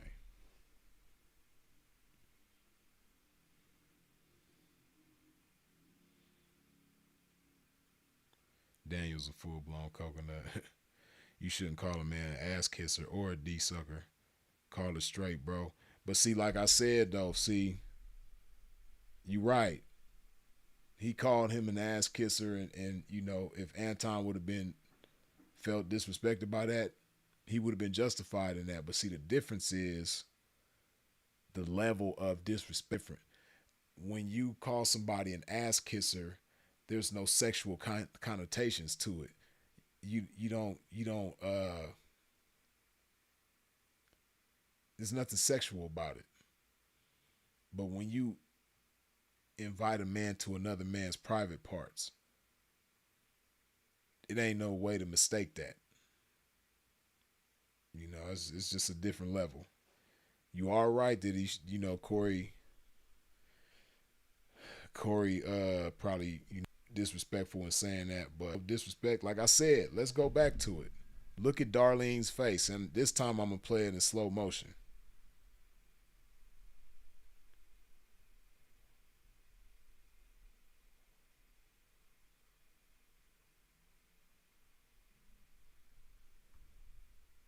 I'm in the blackest city in the United States of America. I can move anywhere I want to go.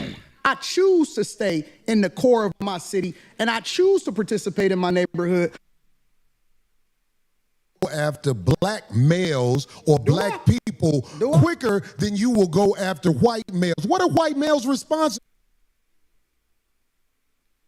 Oh, You're doing it right now. I don't suck dick, homie. You doing it right now. Homie, believe me when I tell you. I don't do that. Tell you. Let's slow down because you talking loud, but you're not saying a lot. No, you talking loud, you talking loud, and you still talking around. What did the Caucasian male do to America to bring it down? I'm not getting into that. You dancing around it, and that's why I lose respect for you when you start dancing. Now we gon' OG Ron C. Chopped up, not slopped up. Know I'm talking about. Come on, man. Okay. Now we gonna slow this thing down. And like I said, I want y'all to pay attention to Darlene's facial expression, the way it changes. Pay attention to her face when Corey says what he says, and then pay attention to her face when Anton says what he says. That explains it all right there. It lets you know the level of disrespect is definitely different. Watch this shit.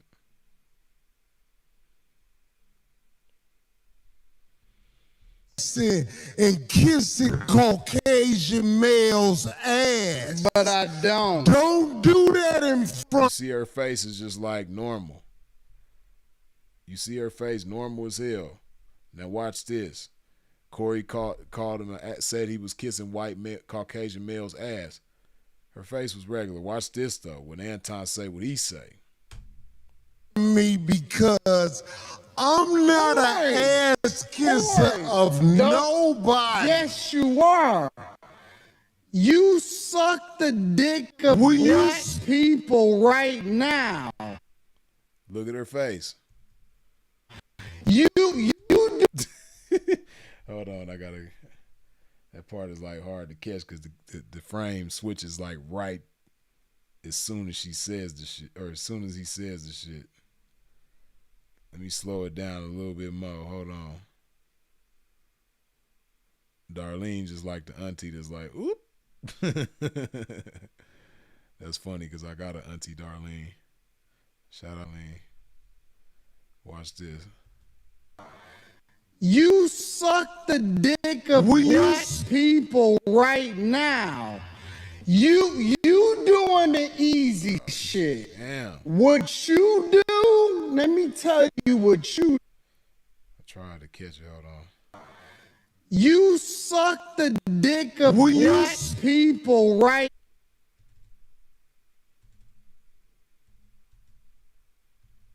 now.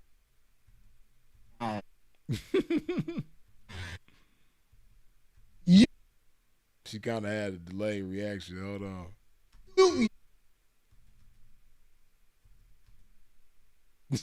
Face, she like, oh shit.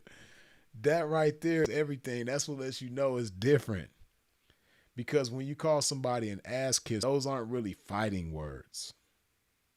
You know, I can't recall ever being called an ass kisser. Maybe I have. If I have, I don't remember.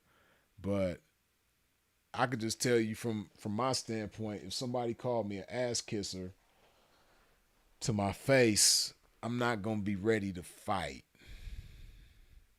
But if somebody says what he said to Corey, I'm going to be ready to fight. Yeah, I'm going to be ready to fight. Like I said, the internet is different. You can say whatever you want to me on the internet. I'm not going to get bent out of shape because I know the truth. And the truth is, because I don't say things like that to people on the internet.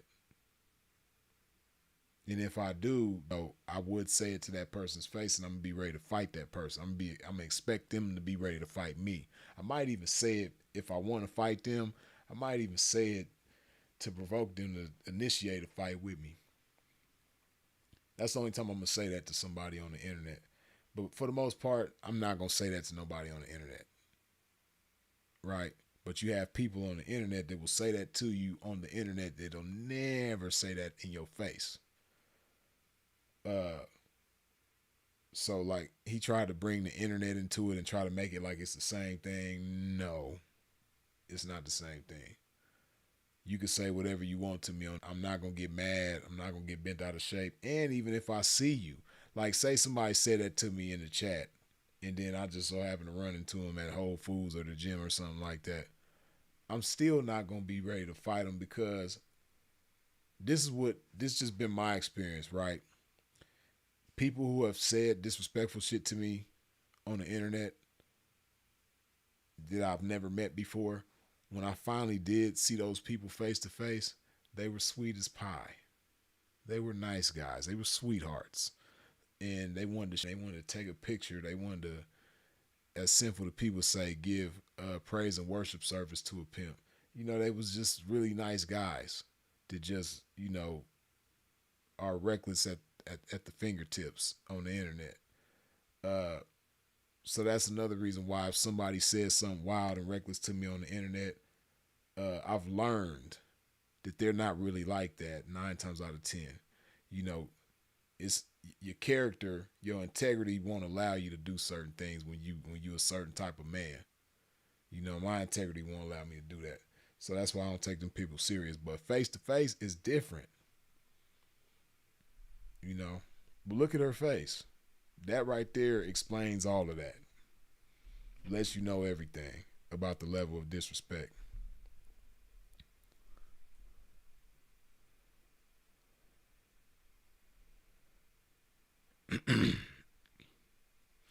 Right, we got to square up, bro. We ain't going to the back, and that's another thing I said too.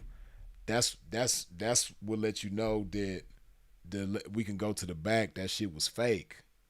He knew Corey wasn't gonna do it, and he knows Corey's not scared of him, but he just knew that Corey wasn't gonna do that.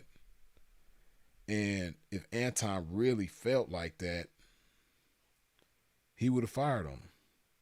He wouldn't have said, let's go to the back. He would have got off right then and there. And I believe Corey,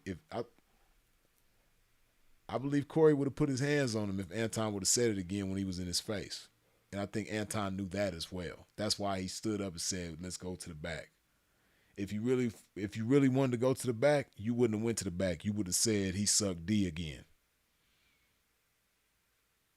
That's what you would have said. Because you're not on your platform, so it's not like you want to go to the back out of respect for the platform. You don't want to damage nothing in here or nothing like that. And then Anton is a white man. Anton is going to file a lawsuit against you, man, if you put your hands on him. He's a white guy. That's what white guys do. You put your hands on them, they sue you. You know what I mean? He was going to file a lawsuit immediately. Before he went to bed that night, the lawsuit would have been filed, man. Like, he's a real white guy. He's not just any white guy. He's a rich white guy. Well, he's not rich by white people's standards, but, you know, by black people's standards, he's rich. You know, he's a white guy. He's a we'll just say he's a well-to-do white guy. Anton is. You know what I mean? He's a well-to-do white guy. So, and he's a diva. He's Elton John. He's on some Elton John shit as well. And like I said, and that doesn't mean that he's, by him being a diva don't mean nothing, because I done seen some homosexuals that'll beat your ass. I seen some gay guys that got hands, you know. So that it's not because of that. He just a diva, you know.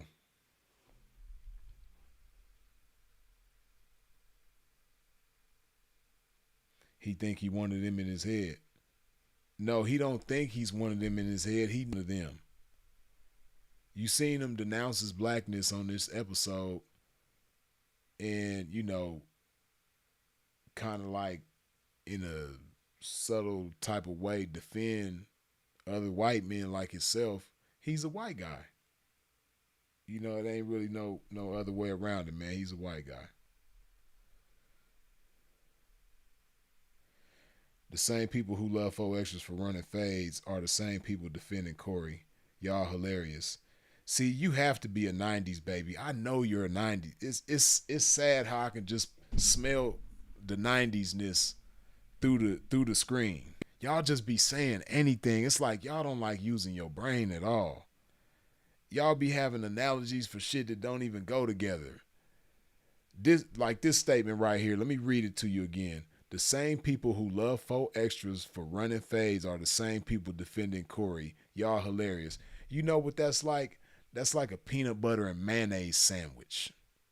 Nothing in your statement goes together. That's like a peanut butter and mayonnaise sandwich on a bagel. None of that shit goes together. That's what your statement is. It's a peanut butter and mayonnaise sandwich on a bagel. Y'all just be saying any damn thing. Listen. First of all, you can say what you want about faux extras. But as far as him running those fades, I believe it. Why? Because he's really from where he's from, and he's really been incarcerated. And I've been to LA County Jail plenty of times. I've spent a lot of time in that place, unfortunately. And I've spent enough time to know that if you're from the gang that he's from, you're going to fight. You're going to fight a lot. Especially if you like how he is, like turned up active, you're going to fight. So I believe he done caught a bunch of fades. Do I believe he's undefeated? No. But do I believe he's scared to fight? No. Do I believe he caught a whole bunch of fades in LA County Jail? Yes, I believe it. He done been in there a lot. I believe he was in there catching fades. Just because you've never seen him catch a fade doesn't mean shit. Y'all ain't never seen me do a lot of things. That don't mean I didn't do them. I ain't never seen y'all do a lot of things. That don't mean you didn't do them. And that's how y'all are on this. Like, y'all like to deny shit because you know that somebody didn't see you do it. That's just the type of character y'all got. But far as four extras though, yeah, I believe he caught them fades. But what does that have to do with the way Corey handled himself on this episode? I don't get it. Like, I'm not the smartest person in the world. I just don't get it though. It's just strange.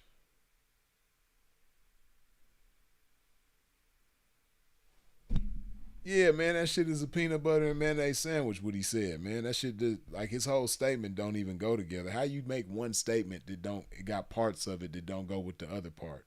That's weird.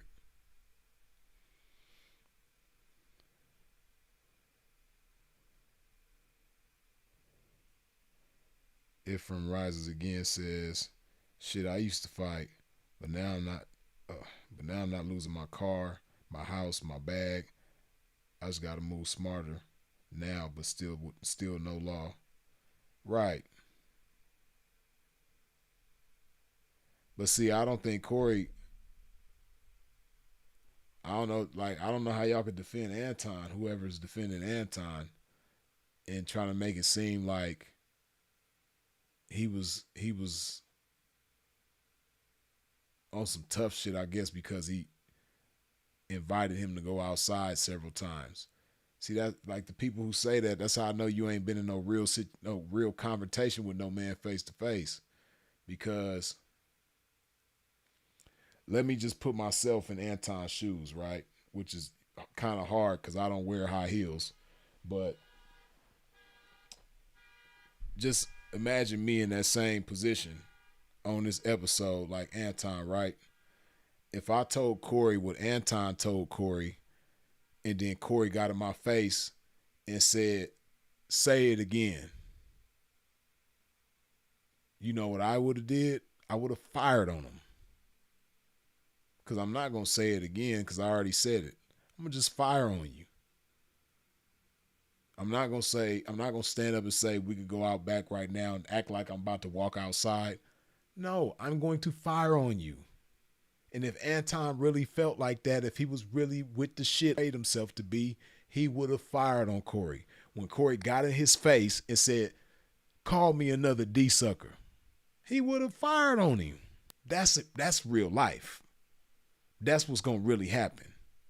All this we could go outside, that's fake. That's WrestleMania.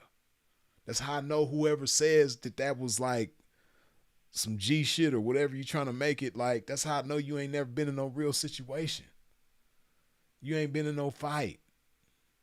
You probably ain't even been in a playground fight, let alone a fight as a grown ass man. Like, you ain't been through no real shit.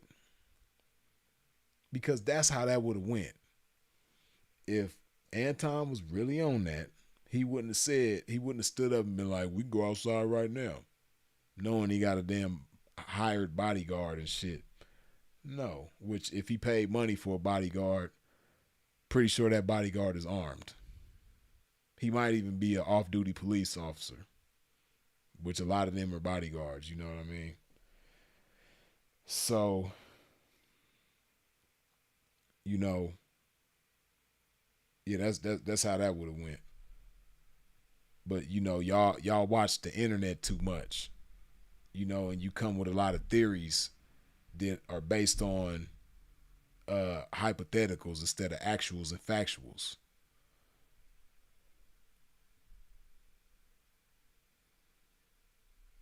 Y'all with all this theoretical, hypothetical ass shit, all these theticals and reticals, theoreticals and hypotheticals and shit. You know what I mean? Y'all worse than Keith Murray with the big words. Hypothetical, theoretical, medical. Shout out to Keith Murray though. I fucks with Keith Murray.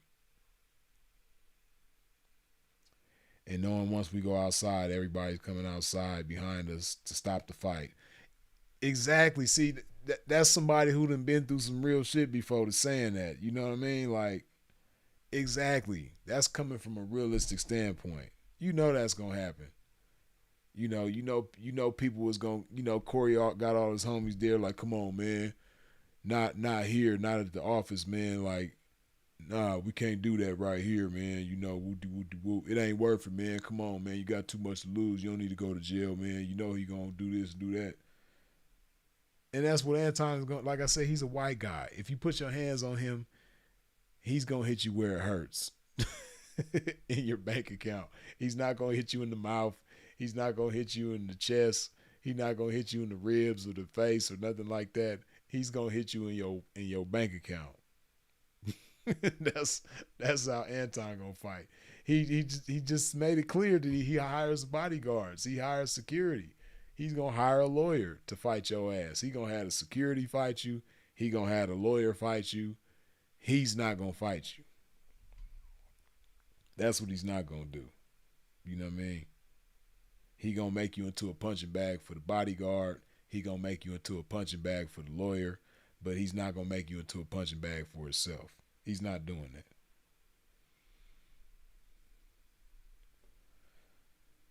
Joshua says sometimes in order to control anything, you have to control self. See, sometimes people think because you have emotional control, you're soft, laugh out loud, chestnut checkers. Yeah, and that's all Corey did. Corey just displayed emotional control, but at the same time,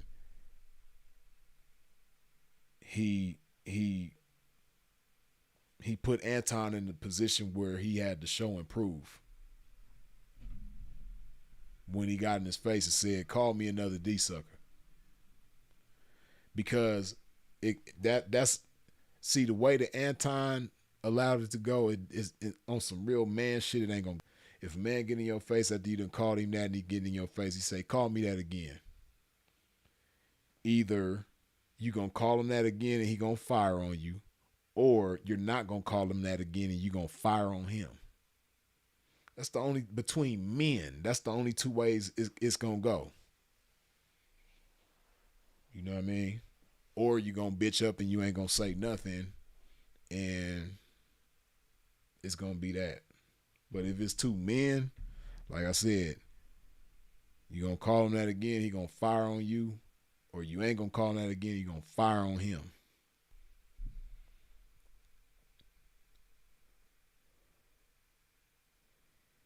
But that shit was weird when he was talking to I think they said dude's name was Phil, the dude that was off camera that Anton was talking to. When he was talking to him about him, when he's sitting right here and he could talk to him, that's some womanly ass shit. Like Corey was right on that. You know what I mean? See, Corey, he kind of got like that old school manly man, masculine shit. You know that nowadays they call toxic, but I can relate. When he said that, it made perfect sense to me. Like that's some strange shit. I'm right here, but you talking about me to another man when you could talk to me about me and I'm sitting right next to you. That was weird.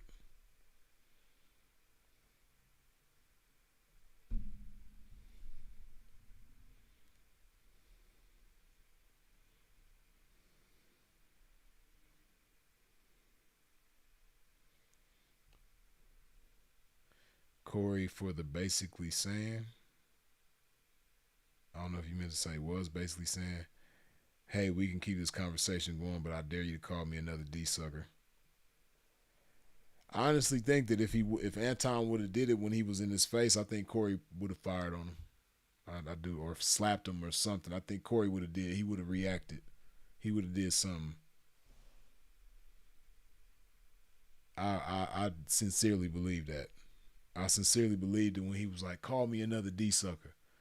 If Anton would have done it, I think Corey would have some type of way. Open or close, one or the other.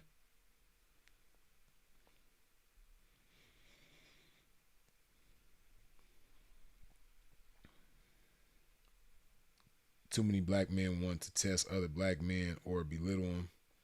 You can disagree respectfully.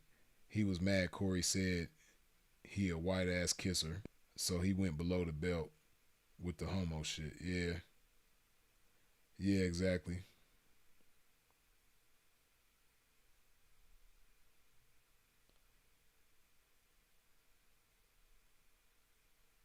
Yeah, that side nigga talk to me. Exactly. I'm right here. Why are you doing this? This is very strange.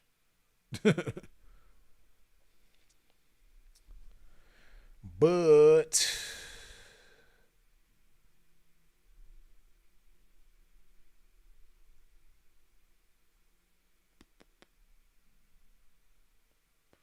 yeah, man, Pimp gonna go ahead and wrap this thing on up. Ugh. Let me see. I think I got everybody. Let me see. Yeah, I did.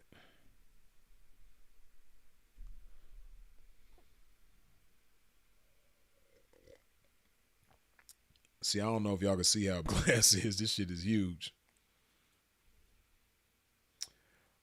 But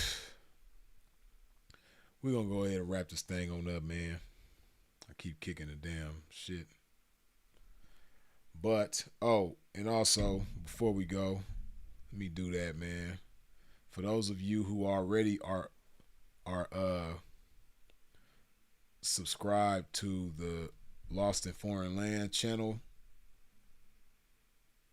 I appreciate y'all for subscribing already.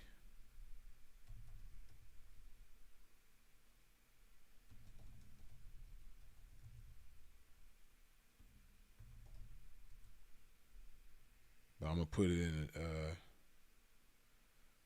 the chat, and I'm gonna put it in the comments after we end this live.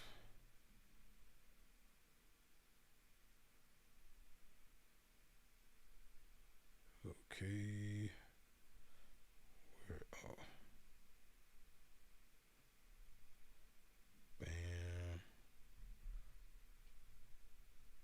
Oh, yeah, I can do it like that.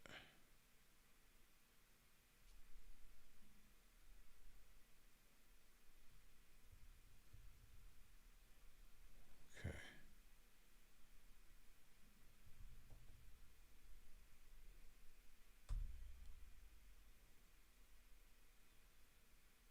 But yeah, that's the my new channel, Lost in Foreign Land, where I'm interviewing people who most of the people who I've interviewed so far are people who were born either here or another country and moved to the United States when they were little, was raised there, spent most of their life there, and then got deported back to whatever country they're from. In most cases, it's been Colombia, but as y'all seen, I interviewed somebody who was born in Venezuela, got deported to Venezuela, and then now they're here in Medellin, Colombia. But I've interviewed some people. Like my most recent interview was a guy that was born here, been here all his life, but he speak good English, but he, going through it, living in the streets and stuff. So he got a pretty good interview. That was Wilson. I interviewed a guy, well, I was going to say today, but technically yesterday, that is born and raised in the United States, all-American white dude. Like, you would never think that, like, when you hear his story and his background, you would never think that he would have ended up here living in the streets. Like, this dude come from a good background and shit. I got that interview coming. That was a real good interview. Man, I got some good shit coming up on that channel, man. Like, it's dope. It's just cool. I'm so glad that I was blessed to come with this idea because, so for those of y'all who don't know what inspired me to make this type of content and do this kind of channel, right? When I first got to Medellin back in October, early October, the interview with Sebastian that y'all saw, the one who got up and was about to beat on dude for taking the umbrella, trying to rob dude while he was in his sleep, which I interviewed him too, the guy who was almost robbed for his umbrella. That's Gilson. But the guy who got up and was ready to fight, that's Sebastian.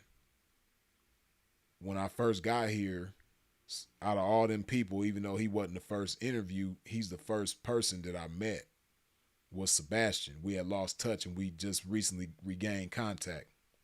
But when I first got here, I met him. I was standing next to Pizza Hut. He asked me if I could buy him some Pizza Hut. I bought him some Pizza Hut, so I'm sitting down with him while he eating, and he just telling me his story, how he was born in Venezuela, he was raised in Miami, he got deported back to Venezuela, and then he migrated over here to Medellin, and now he, in the streets out here, fighting drug addiction, all the shit, right? So as he's telling me his story, I'm like, damn, this is some interesting ass shit. And I said, you know what? I need to interview you. And he was like, for real, you want to interview me? And I was like, yeah, man, because you got a dope ass story. So then as I was talking, I thought, I was like, because at first I was just thinking about interviewing him and probably putting him on this channel. But as I thought about it, I was like, man, I know it's a gang of people around here that's probably just like him in the streets, going through it, got deported to a place that they unfamiliar with. One guy I was talking to, man, I can't remember where he's at. I was talking to one guy. He got deported and didn't even know that he wasn't born in the United States. His whole life, he thinking he born in the U.S. until he get in trouble and they tell him they about to deport him. He like, deport? What you mean? I'm born in the U.S. He find out the hard way that he wasn't. So yeah, that's what motivated this channel. And I just believe that it's unique because I don't know of anybody that has a platform that's dedicated to that, like highlighting, what it's like for people that's not from here, or even people that's from here, because I've interviewed people like that too that are from here, but to just be stuck in the streets and what they going through out here, and as far as Medellin goes, because I'm pretty sure eventually I'm gonna go to other countries and interview people that's in the same position but in other countries.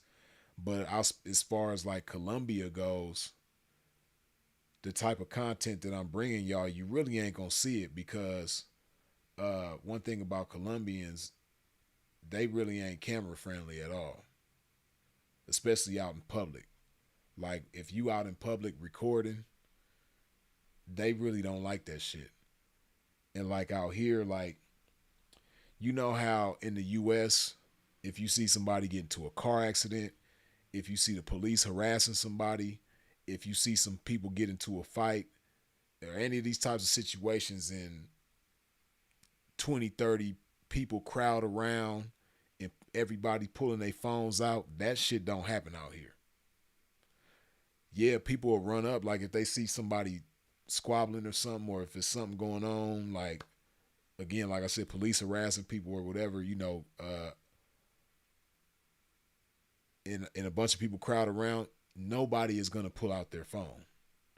It's like a cultural thing out here that people just don't record people in public, especially without their consent. And when that happens, because there's been situations out here where, you know, Americans on some American ass shit, not realizing where they at, they'll see something like that going on. First thing they want to do is pull their camera out, start recording. These people out here will approach you and straight up tell you, like, delete that, or I'm going to delete you. And they be serious. Delete that out your phone, or I'm going to delete you. You know what I mean? So I say all that to say, like, because this ain't really a camera-friendly place, the type of content that I'm bringing y'all, you're not really going to see it like that. You know, you're not going to really see people in the streets, like interviewing people in the streets and what they going through and getting them to tell their story. Because like I said, it's not camera friendly. And then too, people don't really care. You know, they don't really care to like let these people tell their story or highlight what they going through. Yeah, you know, people don't really care, and I just found it interesting. So, and then what I found too is like a lot of these people, it's like therapeutic to them. You know, these interviews that I've been doing, because like I said, don't nobody care about their story for somebody. So for somebody to sit down and take the time and listen to them and let them express themselves, you know, I think it's therapeutic for them. So that's another thing that I enjoy and appreciate about it, is the therapeutic aspect of it for people. So yeah, so yeah, if you haven't subscribed to that channel already, Lost in Foreign Land, please do. I got some cool interviews on there. I got some more cool interviews coming. I got this dude, I don't even want to tell y'all about. It's interesting, to say the least. This dude that I just interviewed, man, like, it's interesting. Like, when y'all see this shit, you're gonna be like, damn. But yeah, I got that coming, and yeah, I got more content coming on there. Of course, y'all know I'm still always be on here. So I appreciate y'all for that, and I appreciate all of you who already are subscribed to the Lost in Foreign Land channel. You dig? Get them Ray-Ban glasses with the cameras on them. I thought about doing that, as far, you know, just to like walk around and show, you know, just a side of Colombia that people don't really see like that. You got a lot of people that come down here and record like Poblado, where the nightlife is and the girls and all that shit is. You got people there to record that, or, you know, maybe some other like touristy type shit. But like, far as like the gutter side of Colombia, you might see a little bit of it, but you don't really, it's like certain shit you ain't gonna see on the internet really. You might hear people talk about certain things, but as far as seeing it, you ain't gonna really see much of that. So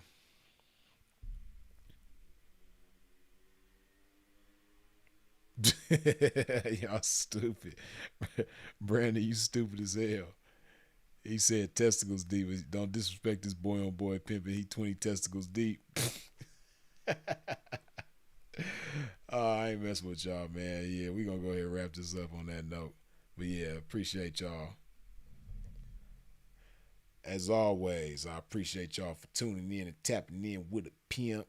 I appreciate you for all your comments, questions, input, feedback, jokes, all that good stuff.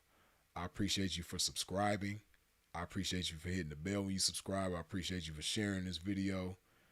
I appreciate all the super chats, the PayPals, the Cash Apps. I appreciate your support in every which way that it comes with it.